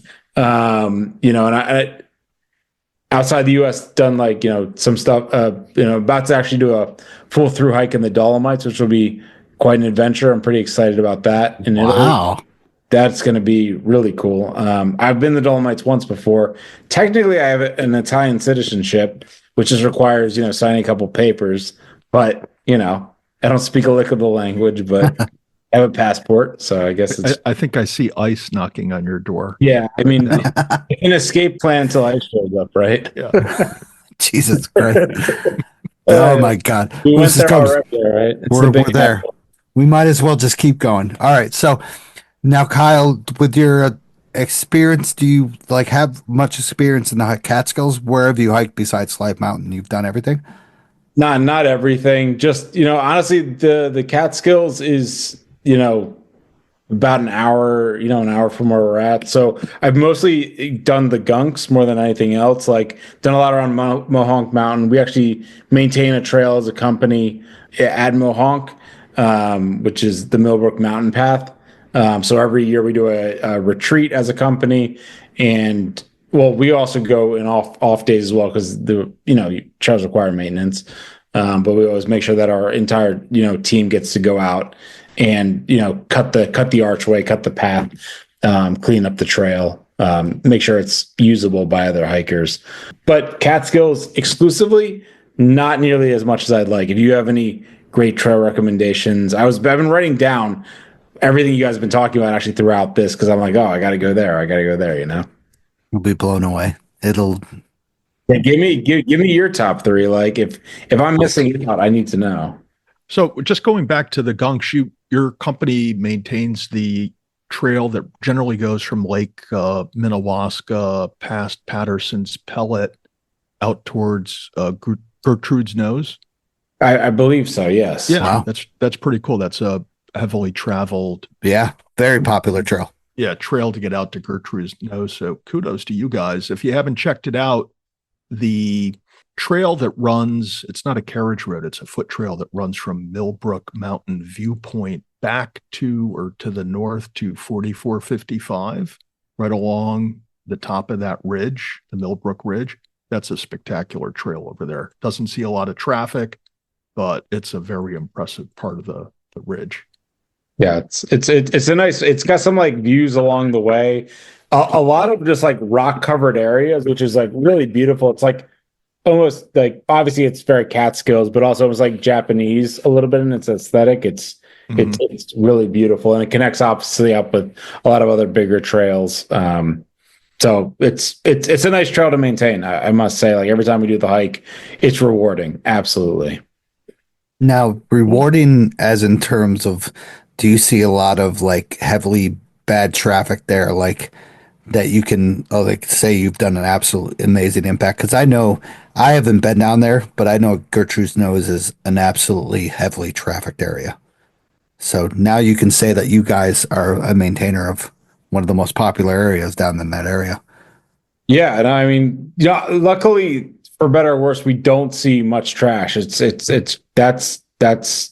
a blessing, but you're definitely cutting in, making sure that there's like good drainage. I think that's one of the biggest problems with that trail is just getting adequate drainage. They're bringing, we go in with a bunch of shovels and, just things to cut back the trail, but it's always a rewarding experience for the trail we do there.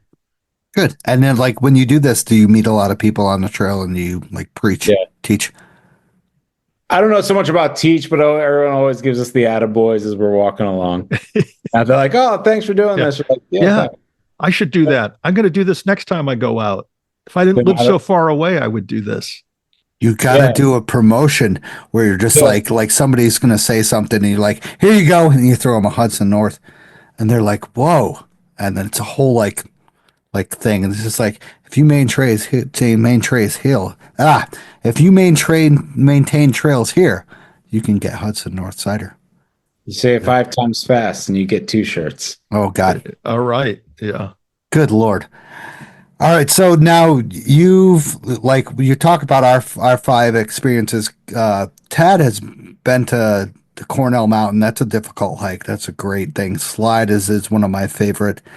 God, you talk about like anything on the Blackhead Range is absolutely phenomenal. So I would say go to the Blackheads. They are just absolute area. This is phenomenal, especially from Campbell's Hump to Camas Cole. Whoever maintains that area is just absolutely phenomenal. Anything on Devil's Path just packs a punch. It's one of those areas that you'll feel, I would say, in the Hudson Valley area, that you have some sort of scrambling and some sort of difficulty, but there's also a reward there. You find any good through hiking areas in Catskills? I mean, I got the experts on, so I might as well ask for like just like nothing crazy, but like a week, something you could do on a weekend. A weekend? Oh yeah, Escarpment, Devil's Path. I mean, Burroughs Range. Yeah, the Western Catskills. A lot of trails out there. Do you want to be secluded? Do you want to be like have views? What do you want? I mean, I would say like the most magical experiences are things that transport you and just like take you to things you wouldn't normally see. Like obviously it's beautiful to walk and get the Zen aspect of just walking along a trail for hours and hours. But I do like it when there is a distinct change, maybe not rapidly, but every couple miles you get something unique and interesting from the hike. Escarpment. Escarpment's the one to do. Oh, and Huckleberry Luke, that doesn't offer that crazy change, but it does somewhat, I would say, Tad, if you have the vegetation right. Yeah, you're not going to get anything that you see at a higher elevation on the Huckleberry Loop. I think a fun hike would be, if I was going to do some backpacking, I would maybe start at Alder Lake, head out to Balsam Lake, go north on Dry Brook Ridge, end up at Margaretville if you have 2 cars. Yeah. I mean, that's a day hike for a solid person. You could do that in a day. Yeah, it's an overnighter. If you want to spend a Take night it. out there, you can Take do it it in slow. 2 nights. You really want to throw an interesting vibe into it, you could start further to the west, out towards Beach Hill, Mary Smith Hill, and then go to Alder Lake, head north on Dry Brook. You could then spin off and do the Huckleberry Ridge loop off of that and still end up in Margaretville. So, Yeah. Wow. yeah, I mean, there's just a lot of versatility in the Western Cats without doing the, more hand and foot scramble up the devil's path. But if you want to do that with the backpack on, God bless you, you can do that God as bless well. you. Right? Yeah, Yeah. just bring an extra cider and everybody will be happy. Exactly. I mean, we're gonna have to start trading cider for trail information. Yeah, we can do that. We have a program that Fact. you qualify for tonight and tonight only. It's two cans down, one a week for life, and we can give you some trail info. I If love you that. could supply, like, when we're at a meeting point on the Devil's Path with some cider, I'm in. I will Show guide up. you free of anything, because that would be fantastic. That's why I have the backpack, right? I'm Yeah. filled with cider. I don't have any actual provisions or things to survive. It's just Exactly. the cider guy's here. He's half dead, but he's here and he's got cider. I'm half dead. You are young, all right? You don't have any gray on you. Do not talk about that. All right, so let's get away from this. Let's stop talking about hiking. I know, right? Jesus. I love talking. We can go on and on. So Hudson North, how did that come about? What's the story behind that? As you know, I went back to it a little bit. So I've been in cider for about 12 years now. I started my first cidery down in Maryland. Family business being what they are. Eventually parted ways, and we were selling up and down the Northeast as well as the West Coast, and like I said, when you start a business, you're kind of locked into your area, and I wanted to find a place that was beautiful and preferably on the East Coast, just because I like East Coast far more than West Coast. So I mean, West Coast has got the weather, East Coast has got the people and the Catskills, obviously, and decided to move up here. I actually started with another cider company, and that's still around. It's called Graf Cider, and it's more of like a European cider meets like crazy flavors and like ideas. And we did that for about 4 years, and we still do. And it's been kind of more of like a higher end cider. But Hudson North came about because we were talking to our distributors, and we talked closely with them with anything. And there's a couple of cider companies out right now. There's some big ones are down east, and there's Austin East, and we're like, what's with all these east things? So Hudson North literally was like, it's all about being about the land. It's about being a New York cider we can be proud of. A little drier, again, like I think the rugged nature of the Northeast lends itself to a drier profile, and just something that has a little more character and a little more structure than just Jolly Rancher, I think.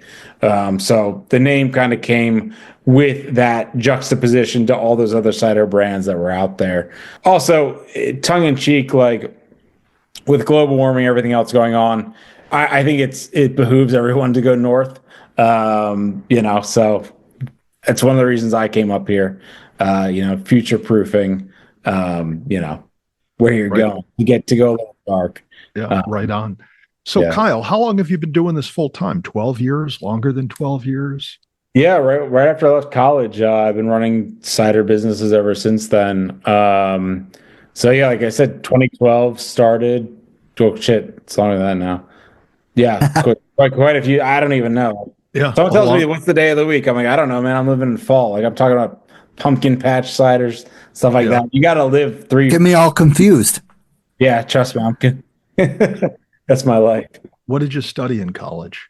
The very boring, but finance. And the reason for that boring answer is because everyone's like, oh, like the place I went to, they offer an entrepreneurship course, but it's like, do you want to be mediocre at a bunch of things, or do you want to know how to do one thing that's incredibly important to running a business successfully and just be really good at that? And then always have that as your back pocket. Like, it's always like, when you talk about like trades, something like that, like it's always nice to have an electrician around. Like when you're running a business, it's always so good to have someone that runs the books. But the books were never my passion. It just was something I knew I needed to learn a skill in order to actually execute a business at a high level. So studying finance helped you understand how money works in a business and what profit really is as opposed to revenue. And cash flow. Cash Right? is Yeah. Those are like the cornerstones of any business that a lot of entrepreneurs don't understand, and that's in part why they fail. especially in the alcohol industry. And you're seeing a bit of a reckoning happening right now. A lot of people that are escaped by in the good times, unfortunately, are now seeing the downside of oversaturation and running a passion project that turned into a business that now maybe doesn't have the amount of clientele that it used to have. Yeah. So let's talk about the capital, that the equipment that you have. You talked about 16,000 square feet. The great the apples are pressed at the farm. They're transported by a tanker truck, something like that. Yeah, absolutely. So we're getting like pretty much we call it a farm blend. So it's a blend based on the press house. They're trying to balance for acidity, sugar levels, as well as just overall character of what's being provided. So we're getting that in like 5,500 gallon tankers, typically at least once a week. So that shows up, then we bring it in and we start fermenting right on site. Is that year round or just in the fall or year round? And I would love to say we use only the most esoteric, beautiful cider apples that are, something that is almost like a wine. But unfortunately, the matter of fact is, like, when you have to produce a product year round, you're going to need to take field blend in. And we really, one of the beautiful things about cider, and I'm sure you guys drink beer quite a bit, but beer was going through a phase for a long time where they were making so many different flavors. And beer is great, I think, as a beer, and some flavors are okay, but malt and hops and grains, they get in the way of other flavors. The beautiful thing about cider is it's dependent on apples. And if you look at any fruit juices out there, well, outside of like the stuff you get from Whole Foods and it's all organic and it's 100% pomegranate concentrate or some of that, almost all of them utilize apples in the background. So I think the beautiful thing about apples and cider is it provides a platform for other flavors to shine. Obviously not always the case. And one of the reasons why we use better quality apples for our core products like Standard and Big Apple. But it's so nice and refreshing that you can get a natural product, a farm product, an agricultural product that can then also use really unique things like we just talked about, the dreamsicle ciders that we've done. And I think it's cool that you can marry really traditional flavors, but then also go a little off the wall and do something that's a little kitsch, a little more interesting, but just fun and fun and delicious. So let's talk about some of the equipment though, without getting into the nuances and boring. But you mentioned a 5,500 tanker coming in with the farm blend of juice or cider. Yep. How often do you get a shipment, or how often you're going through that 5,000 gallons? How many cans are you doing a week or every other week? Do you have your own canning equipment? Just kind of give us a sense of like, what's the magnitude of the Hudson North operation? Yeah, absolutely. So obviously it's Hudson North and Graft Cider, of which Hudson North is very much eclipsing the Graft Cider brand, which is more of a European cider meets crazy bonkers idea. Even crazier than the Hudson North. I mean, I'm sure Stash is like, wow, Hudson North makes crazy shit. I'm like, dude, wait till you see the Graft stuff. That's like, Yeah, I haven't seen that yet.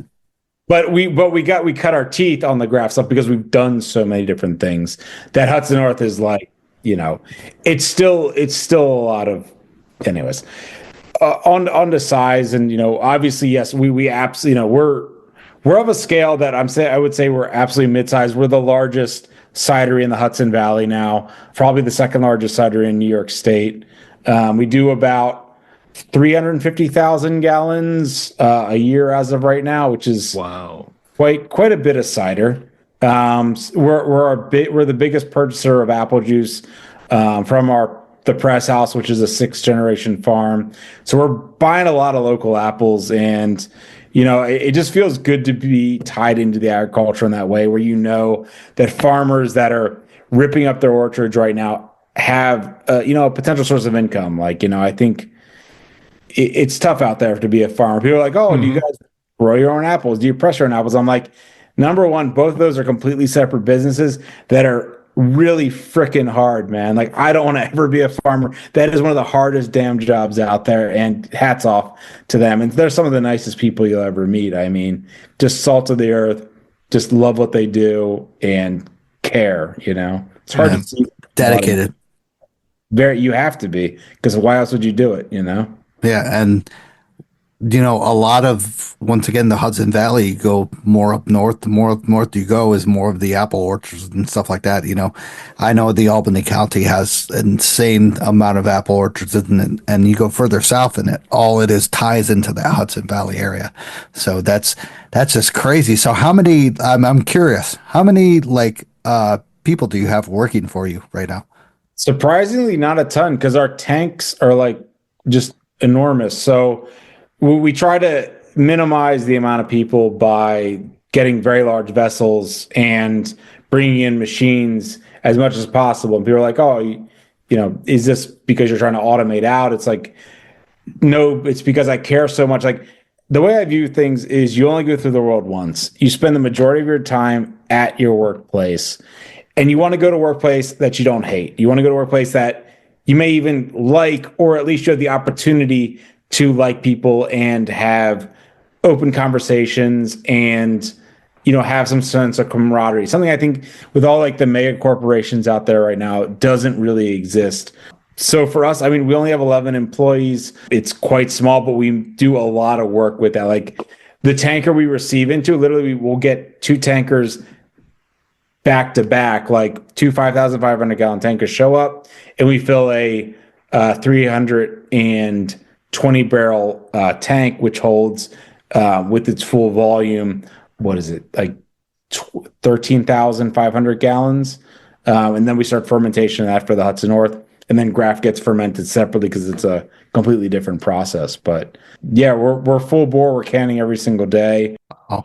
It's been a lot. We weren't always in a 16,000 square facility. We started about a mile and a half down the road, 4,000 square feet in the middle of Newburgh. I don't know if people are familiar with Newburgh, with this being a Catskills focused podcast, but Newburgh's pretty rough, man. I mean, I'm from the outskirts of Baltimore and lived in Baltimore for quite a few years. And we were looking at Beacon actually originally to start the cidery based on recommendations, but you just couldn't find large warehouses with high ceilings, is what you need for large tanks. And Newburgh has a lot of similarities to Baltimore. So I'm like, look, I can be in a rough atmosphere. That's not a big deal.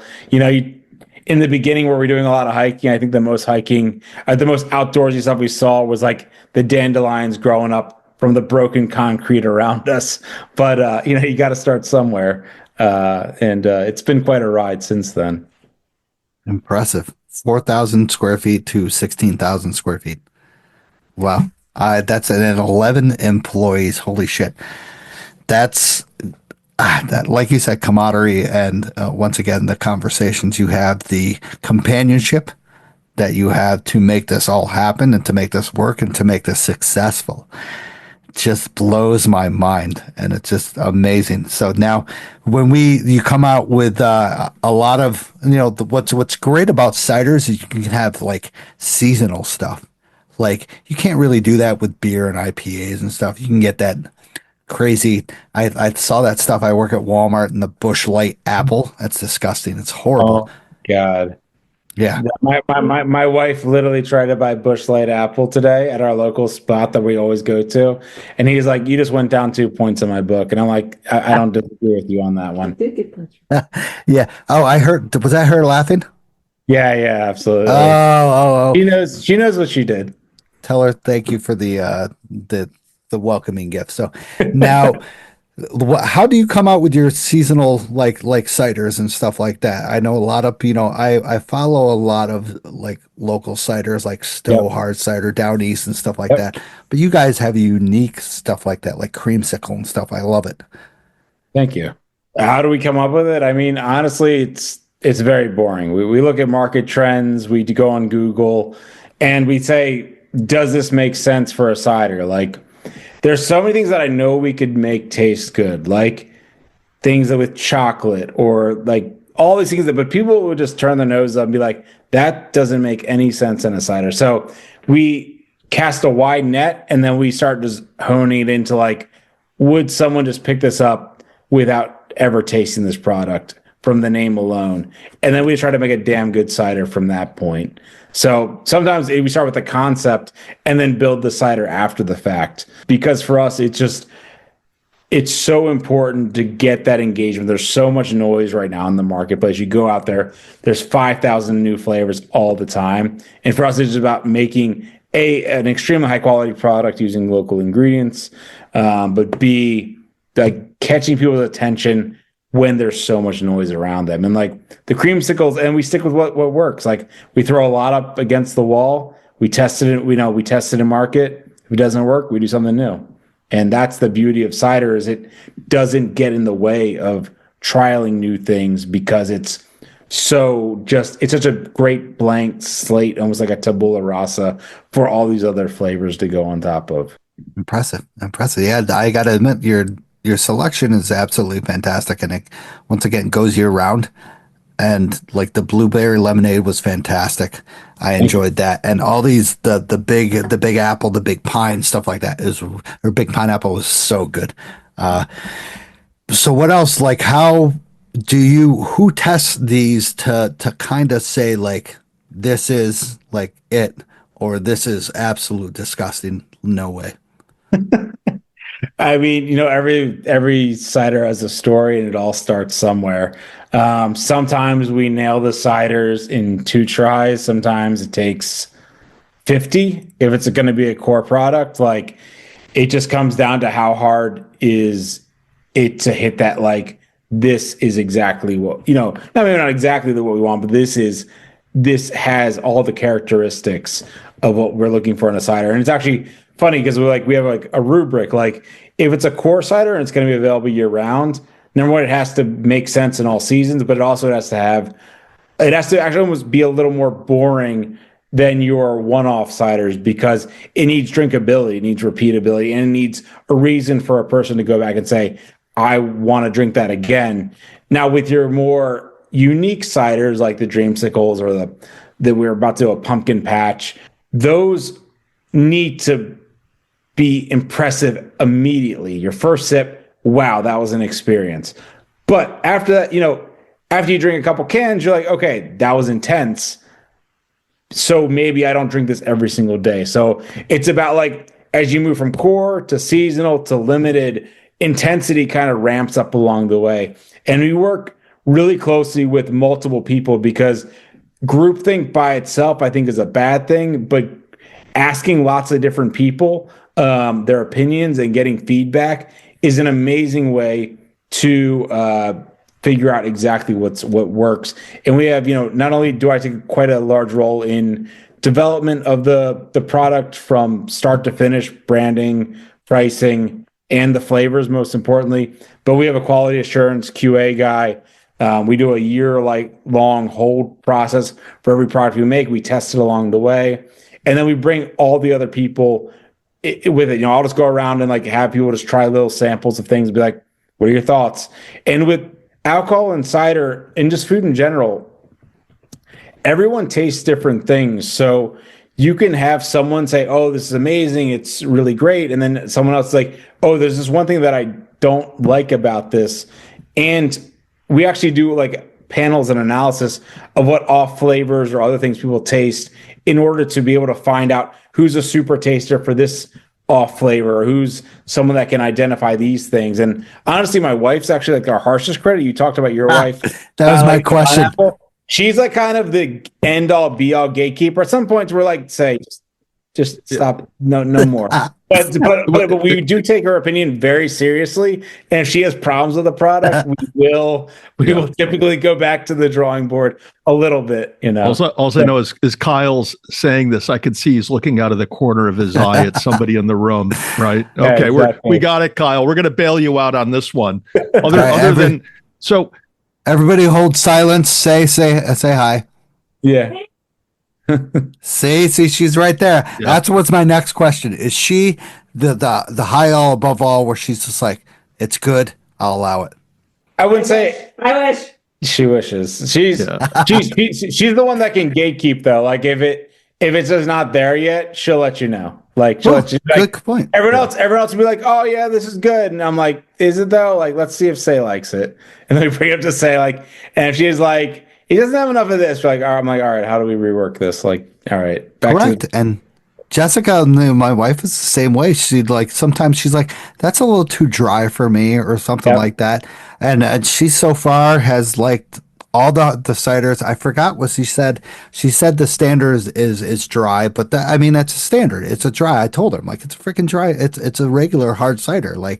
But everything else, she's like, it's pretty good. It's really good. It's not like you guys don't have hardcore dries or like hardcore sweets. It's all kind of that kind of balanced level. It's very good stuff. It's somewhere between like a off dry to semi-sweet. It's like right in between. Like really what we think it is the perfect level where it's not over the top, but it's just the right amount that you could drink a couple of. And that's like the goal is drinkability, I think. And a lot of cideries, again, everyone has different flavor profiles. None of those are wrong. Just they're different, right? And for me, and I think a lot of other people, like just something that was a little more sessionable, especially because not a lot of brands in the market provided something that was on the drier side of sweet, is what we call it. Like even Down East, which is one of the more popular brands around here, is pretty much double the sugar of a standard cider. And then Angry Orchard's triple that. So wow. It escalates quite quickly as you go up the ladder. And I think offering something that just wasn't available, and obviously, people with a hiking background, I think traditionally like to think about health a little more and not, drinking something that's extremely sweet and filled with sugar and all that other stuff. So that's kind of a tough sell, Kyle, when one of your flavors is dreamsicle. That kind of sounds like it's up in the 30% sugar. So I get but it's not. You've got the equipment, you've got all the cider, you have the juice. I want to know about, how do you get these different flavor combinations? Is there somebody in-house that specializes in mixing up the flavors? I mean, is that you? Who has the talent to come up with the combination to give you the flavor that you're looking for? Yeah, as of right now, I take the lead on the majority of our core seasonal and limited products. I've been doing it for 14 years. I mean, we almost look at it as food science. We actually just got a new head cider maker in from Sloop Brewing, who was their production manager over there. And I'm actually really working intensely with him to train him, because I don't want to be the one doing this forever. As much as I enjoy the process, I do see, like, as we grow, I can't be the one. I can't be behind the scenes working on these things as much as I'd like to be, and keeping the quality where it's at, because I have so many other things going on. So I am training people to take on the mantle for sure. This is where I ask you, have you ever read the book called The E-Myth? The E-Myth? Yes. I don't believe so. I have not. So I'll shoot you the title and the author. It's a must read for somebody who's running a business like you, because it breaks it down and makes sense into what you need to do as the CFO, the CEO, and bottle washer. Yeah. We don't use titles too much here when we well, small That's good. operation. Company guide is my current title. Yeah. I like it. So how do you keep like flavor profiles or something to come up with the same flavor time after time, the same recipe and ingredients? Yeah, we call them calculators. They're glorified Excel spreadsheets that we utilize quite a bit. But that being said, like, so I talked about Graf cider a little bit. We forayed into canned wine spritzers for a while. We did hard kombuchas. And then Hudson North was in between the wine spritzer, but then before the hard kombucha brand.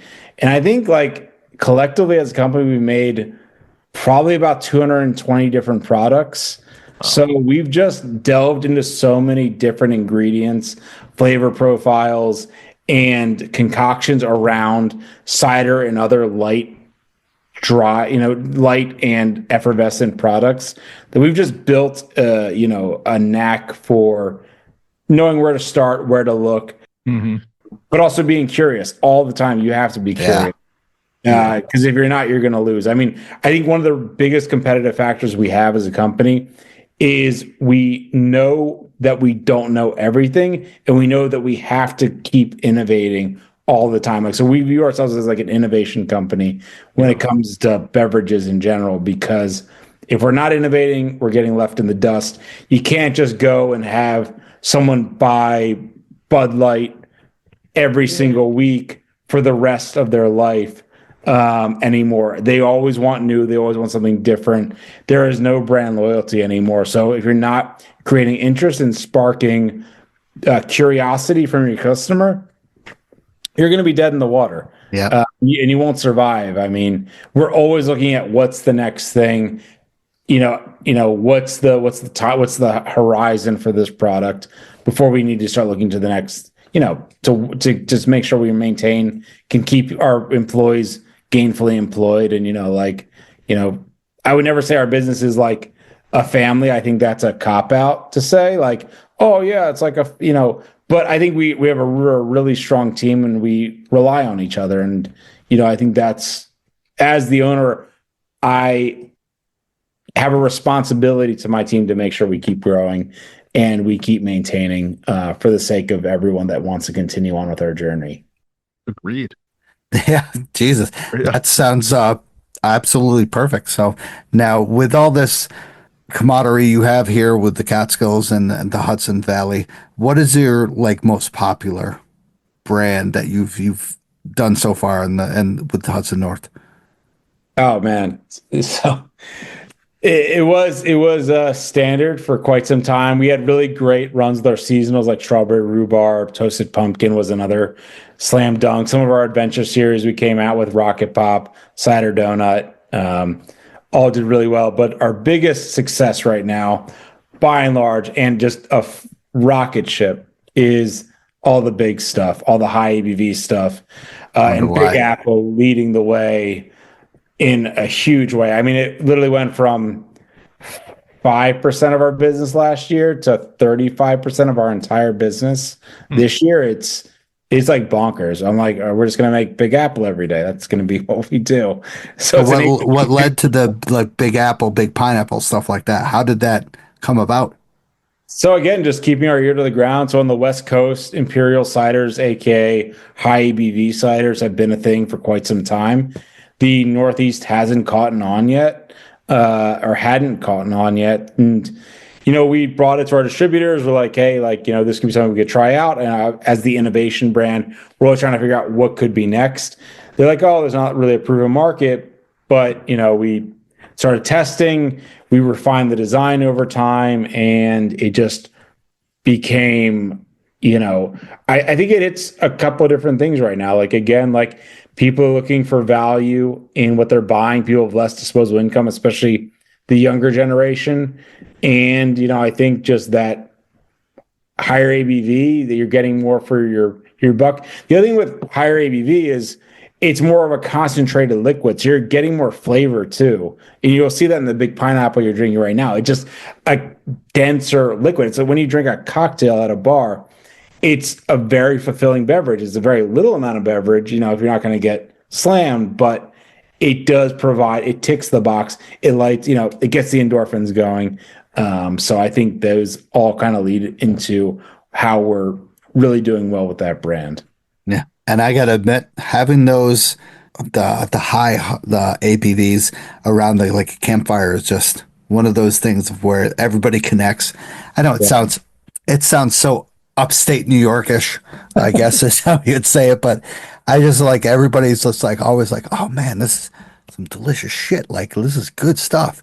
And then everybody just starts connecting and sharing those stories, of course, of when we're hiking out on the trails. After a long hike, you deserve it, right? You can indulge a little bit after you just fucking slam through 8, 10, 12 miles like of rugged wilderness. You get to do what you want to do at that point. Are you supposed to wait until the end of the hike to have this End of the started? hike, yeah. I mean, or when you summit, or both, whenever. Responsible. You want it, yeah.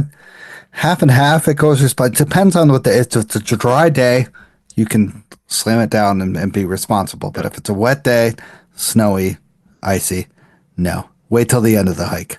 Well, wait till when you're at home. You don't want to drive that on the way home. Oh, yeah, yeah. Kyle, I think you ought to bring Stosh on as like a consultant for, what people should do, when they should do it with their cider. I mean, just how to enjoy ciders in general.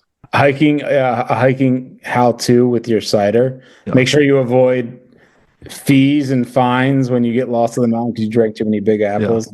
Parking tickets by parking in the wrong spot. He needs a sponsorship, and I think your Hudson North is the company to make it happen for him.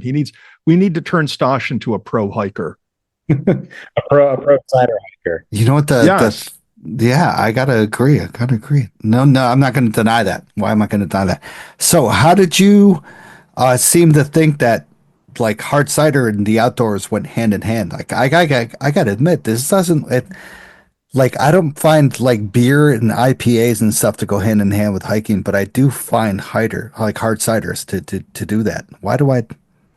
I think because beer's by nature like it's just heavier, right? So I think ciders and there's more and more lighter flavor, like lighter in its bearing products out there these days. Like there's your hard seltzers, there's your hard kombuchas, though there's not many of those. There's your like canned cocktails. But I think the one thing that makes cider different is it's a historical product, but B, it's an agricultural product. So you're drinking something that is grown and is the majority, if not the entirety, of what you're drinking. So as a hiker, you want to put good things in your body to get good results on the trail. Like when you're getting something straight from an orchard, can there be a better thing if you're poisoning yourself a little bit? But it's like, I think Thomas Jefferson said, or Benjamin Franklin said, beer shows that God loves us. Maybe you should have said God shows that God loves us, Nice. I mean, it feels like it just flows. I don't know. Hard cider and hiking flows, especially with the Hudson Valley area and the Catskills. It just, we're starting to see more and more of that. And we know we have all these apple orchards located in the Hudson Valley up north towards that. And, as you go further west, we have, the wine orchards and stuff like that, with Finger Lakes and stuff. So, I mean, up north in the Adirondacks, they don't have anything. So we're crushing it down here in the Catskills, Hudson Valley. The Adirondacks had nothing on us. All right. Right? Yeah, nobody. What can you say you can drink from the Adirondacks? Silence. Water, ice, glacier water. I don't know. Hudson Valley water, Hudson River water that eventually lends up into sewer water. Yeah, it's a beautiful thing, Local. It's local. It's got to be local, Yeah. right? Well, the Hudson Valley is known for its apples. So Correct. Absolutely. yeah, there's a lot of wineries and a lot of apple orchards here. And Kyle's brought the state's, you said the second largest cidery in the state. Yeah. Yeah. The other one is out in Western New York, and mainly through Wegmans connections, just because Wegmans sells. Wegmans. Yeah. Is that in Chautauqua County? It's it's just I don't know what county. It's I not. think it's Yates. Is the It's far west. yeah, but they're they're doing a bang up business. But our goal is by the end of 2028 that we eat their lunch. We'll see if that happens. Nice. Any like crazy experiments that you got done that hasn't made the cut? I don't know about crazy. With Hudson North, we try to stay pretty like straightforward, but we've done crazy. I mean, one of the projects we're working on right now that maybe not doesn't make the cut, but working on apple cider vinegar as like a potential down the road product, just because there isn't anyone making right now like a mid-tier like Bragg's competitor for apple cider vinegar in the Hudson Valley. And it's like we have access to all these apples. We're already bringing in tons of apples. We have vessels that could do these things. So I'm reaching out to like all my contacts at Whole Foods, at Chico's, stuff like that, just kind of be like, how big's the market? Is this something we should look into? So You're not gonna reveal anything? Not yet? I don't know. It just started like, we seriously just started like 2 or 3 weeks ago. Oh. We'll try anything. Like for a while, I'm always like, yeah, we're going to go like all in and try this out. And like, there's a 1% chance we actually do anything with it, but let's just fuck around, let's see what happens, roll the dice and see first and foremost, can we make a really great product, and then we go from there. But the fact that there isn't, a local vinegar that you can buy in every single mid to high tier grocery store that isn't charging an arm and a leg and is like super boutiquey is, and we even do like balsamics, like imagine that like barrel aged and, especially with tariffs going on right now, if you could have a domestic vinegar, now believe what you will about tariffs. I mean, I got no say in the matter. All I know is we live in the times we live in. You got to adapt or die. So, there's just some cool ideas. And one thing I do want to take, if we do go that route, is my first company, Millstone. We sourced everything within 150 miles of the cidery. So we were forced to use what the local land could grow. And if we do go into vinegars, which is like, again, just small chance, we're absolutely going to use that approach because I don't want to add like crazy wild stuff. I mean, the cool thing is like with local agriculture and like greenhouses, you can grow like baby ginger and stuff like that. And you could use that. Anyways, I'm like getting off topic here, but we try a lot of weird stuff. I could go on for a long time about the weird shit we've tried, what's worked, what hasn't worked. And well, I get the sense that you're flexible and you're not committed to a particular agenda. You're going to try to anticipate where the market's going and be there, and ready to sell product at that point in time. Yeah, I mean, it's like it's definitely business focused, but and then at the same time, it goes back to the theory like you only go through the world once. Like, might as well have a good time and not try to be like all the other bootlickers out there. Yeah, boring. You don't want to be boring. Yeah, like why? Like that's nettle. You got to have nettle flavored. There cider. you go. Graft. Graft. Like you want something very dry and very unique. We do sake. We do tapaches. We do. Christ, the amount of random stuff we've done with graft would probably blow your mind. If you ever want to go on Untapped and just look at all the product, I think we've done 160 different ciders with just graft alone. Wow. It's been pretty wild, and it's where we got our chops to do Hudson North. Like while Hudson North is a little more easygoing as far as approach and accessibility, we learned how to make really crazy ciders first in order to make really dialed in approachable ciders that can be drier but still achieve, like you were saying earlier, like a dreamsicle flavor while only being 8 grams of sugar a can. Well, so talking about going through life once, being a success, let's talk about giving back, right? This is not all about making big profits and spending it on yourself. We understand that you and Hudson North are a big part of the local hiking community, big supporter of the local hiking community. And I saw on your webpage that in 2020, you and your company gave roughly $8,200 to local hiking organizations. And in 4 years, you almost doubled that to 15,000, which is remarkable. So why don't you tell us about the Taps for Trails program and what you and Hudson North are doing for the local hiking community? Yeah, absolutely. So we started out working with Scenic Hudson and New York, New Jersey Trails. And after about a year, we decided that New York, New Jersey Trails needed our help far more than Scenic Hudson did. Great organization, but they got a ton of funding. New York, Jersey Trails is like very bootstrappy, and we really believe in their mission. And I think we just connected more with their team and their ethos. So everything we generate goes back to them. So 10 cents of every gallon we sell goes back to the trails, and we do this as just kind of our base level give back. Obviously there's many ways you can give back to an organization, but at a bare minimum, we wanted to make sure that we were providing dollars so they could pay their employees and, maintain the trails, because you gotta love the land you live in and maintain it so people can get out there. The Tapster Trails, we also do like events around it. We've done trail cleanups as well, where we start and we do a trail cleanup, and then we end at a trailhead, which is what we just call the bar that we end up at.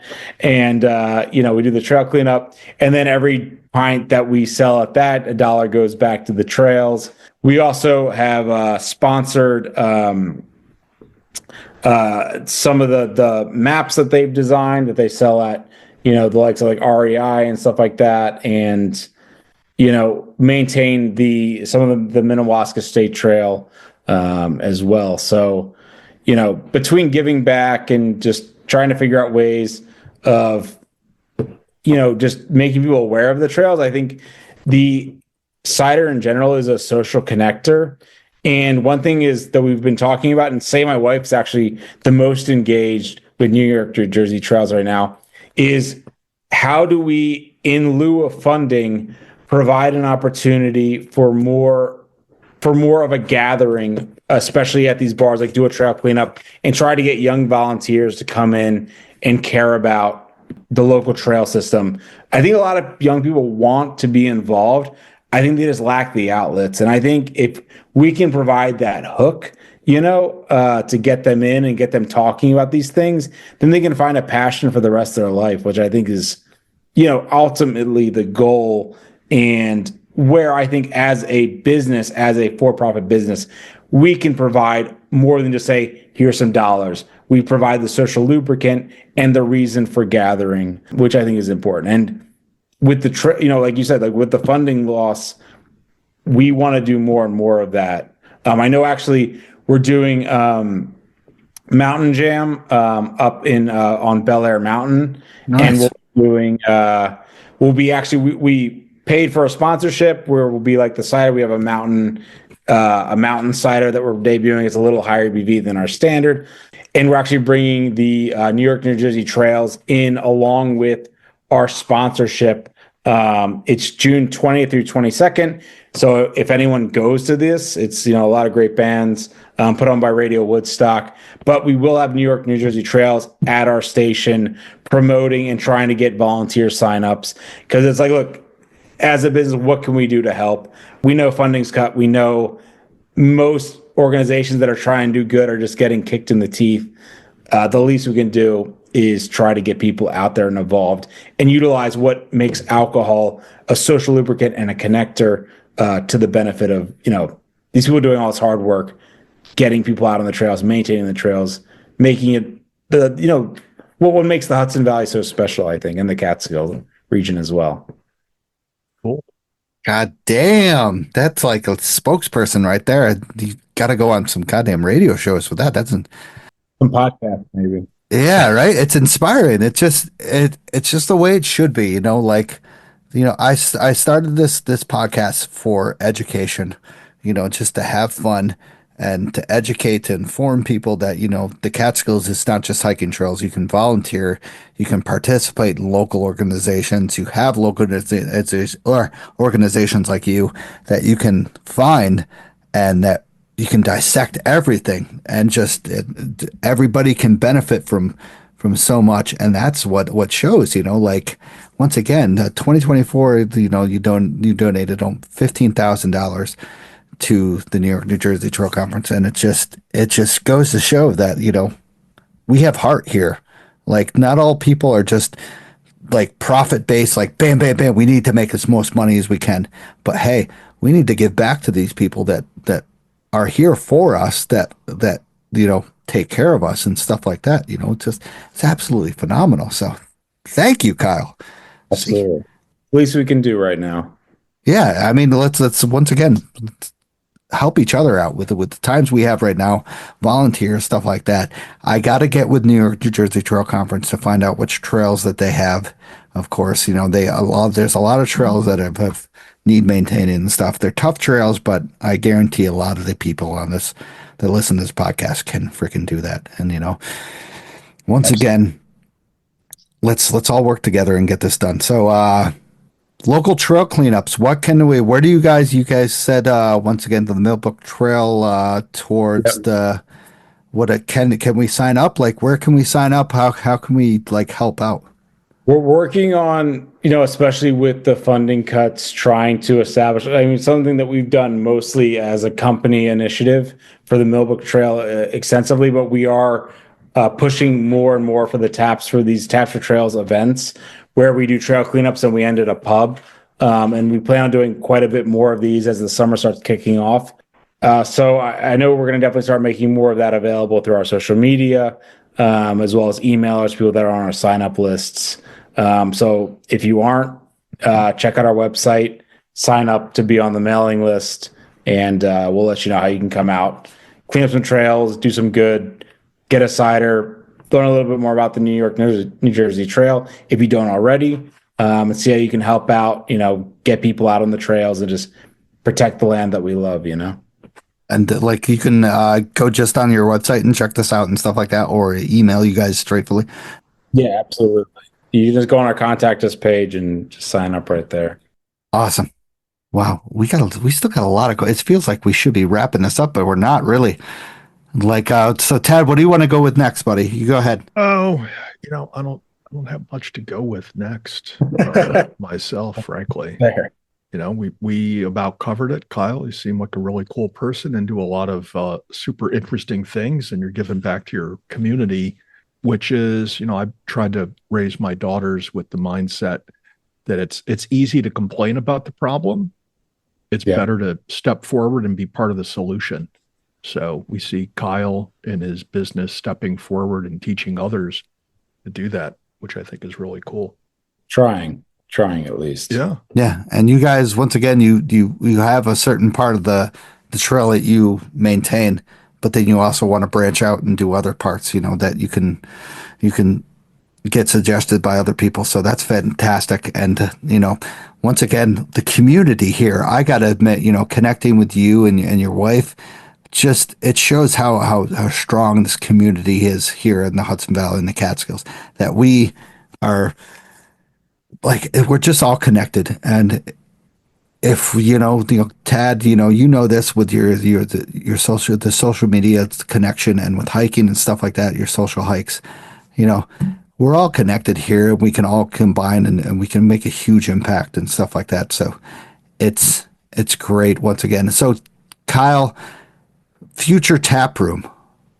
I know. We need a tap room. Is this when is this?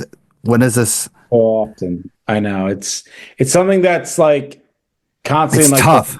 It's in the start and stop. So literally we have a spot. It's literally connected to our current space.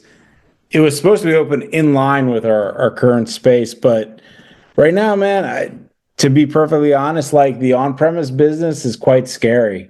With the with the what I call the quiet recession going on, people have less and less money, and I don't think the future looks great. So if people have money to go out and spend, $50-$100, just to go get a piece of pizza and a couple of drinks, the proposition gets tougher and tougher. So as much as I want to bring people out on a weekend, every weekend, what we're looking to do in the short term, while we try to figure out is a tap room viable, is we're trying to do pop-up events at our space, bring people into our production facility, learn about how we make cider. We're going to actually be doing one of these in October, where we do a pizza party. We have during COVID, I bought a $40,000 wood fire Neapolitan pizza oven. And every once in a while we break it out. It's supposed to be for the tap room, but every once in a while we pull it out. We work with a local provider, Promises Kept, who does a mobile pizza oven. They do great pizzas. And we'll be doing a chance for people to come out. You can actually press your own apple juice on site. We'll be doing a lot of our like limited stuff as well as like on-site cocktails that we're actually blending in. We distilled a bunch of Hudson North 2 years ago and have been aging in oak. So we'll make like old fashioned from that, have it available. And I just think get people out and seeing what we're doing and not just have like, oh, it's a cidery somewhere in Newburgh. For now, that's the best I can give and probably the most realistic. I keep like, oh yeah, it's right around the corner. But I'm like, I don't know, man. The economy's scary. Like we're just going to keep doing what we're good at.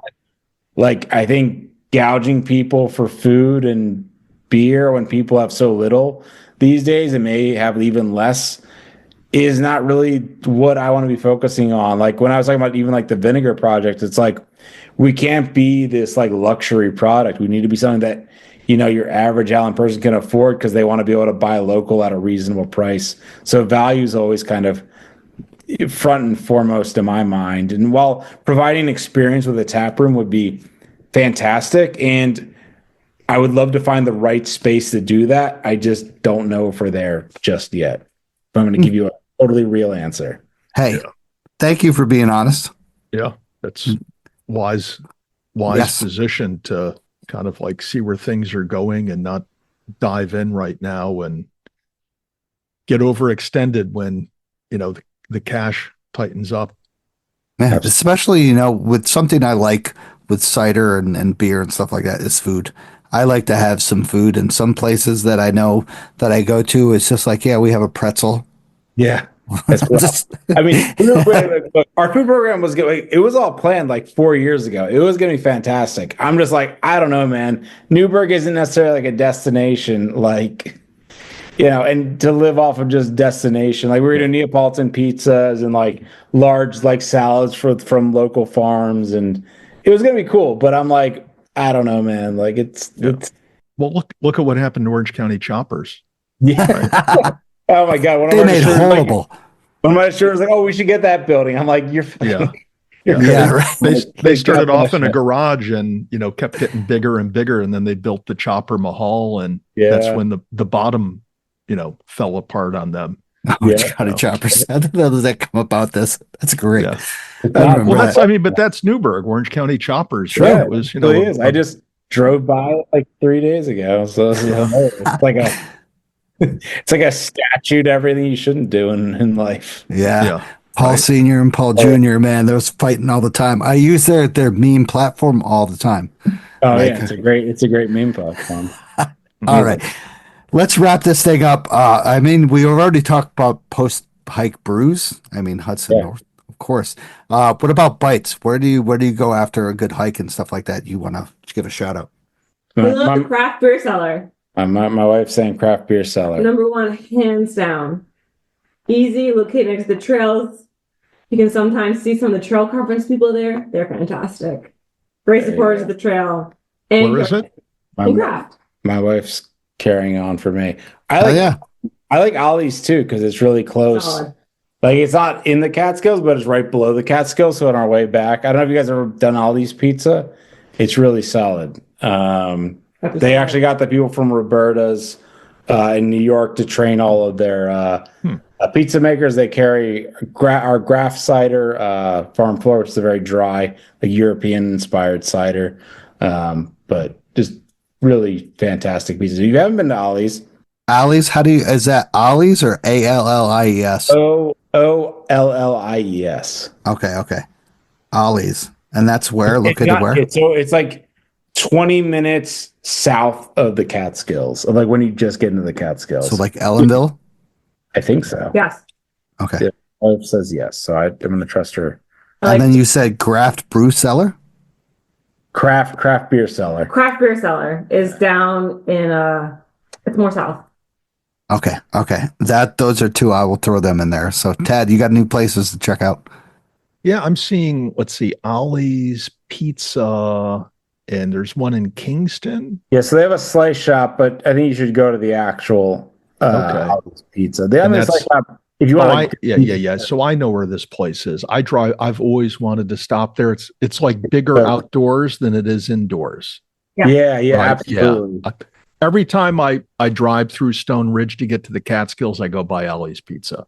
Well, you have to stop now. Yeah, definitely. Yeah, gonna do it. Many people roll through with muddy boots. Sorry, I'm not allowed here, but I just want to let you know. Yeah. Oh God, she's awesome. All right. So Kyle, thank you for joining us tonight. I really appreciate it. Yeah, absolutely. Yeah. Thank you once again to the monthly supporters and monthly sponsors for the show. Keep the show going, 171 episodes in. Thank you to everybody who's donated, and thank you to everyone who's still listening. Kyle, big thank you for joining us, and once again for your involvement in the community and giving back to the trails and such. Really appreciate it, and hope you succeed once again, and love your stuff. Hopefully you'll get a market rise of 200,000% after this podcast airs. For sure. Look at all the smiles on everybody's faces. It's like, yeah, right. I'm looking at the Ollie's Pizza photos. Yeah, I definitely have to stop. I mean, that in would this put a joint. smile on my face. Yeah. Well, thank you, Rush. Thank you, Tad, for inviting me on the show. It was a pleasure being here and getting with you tonight. Hope you had a good time, man.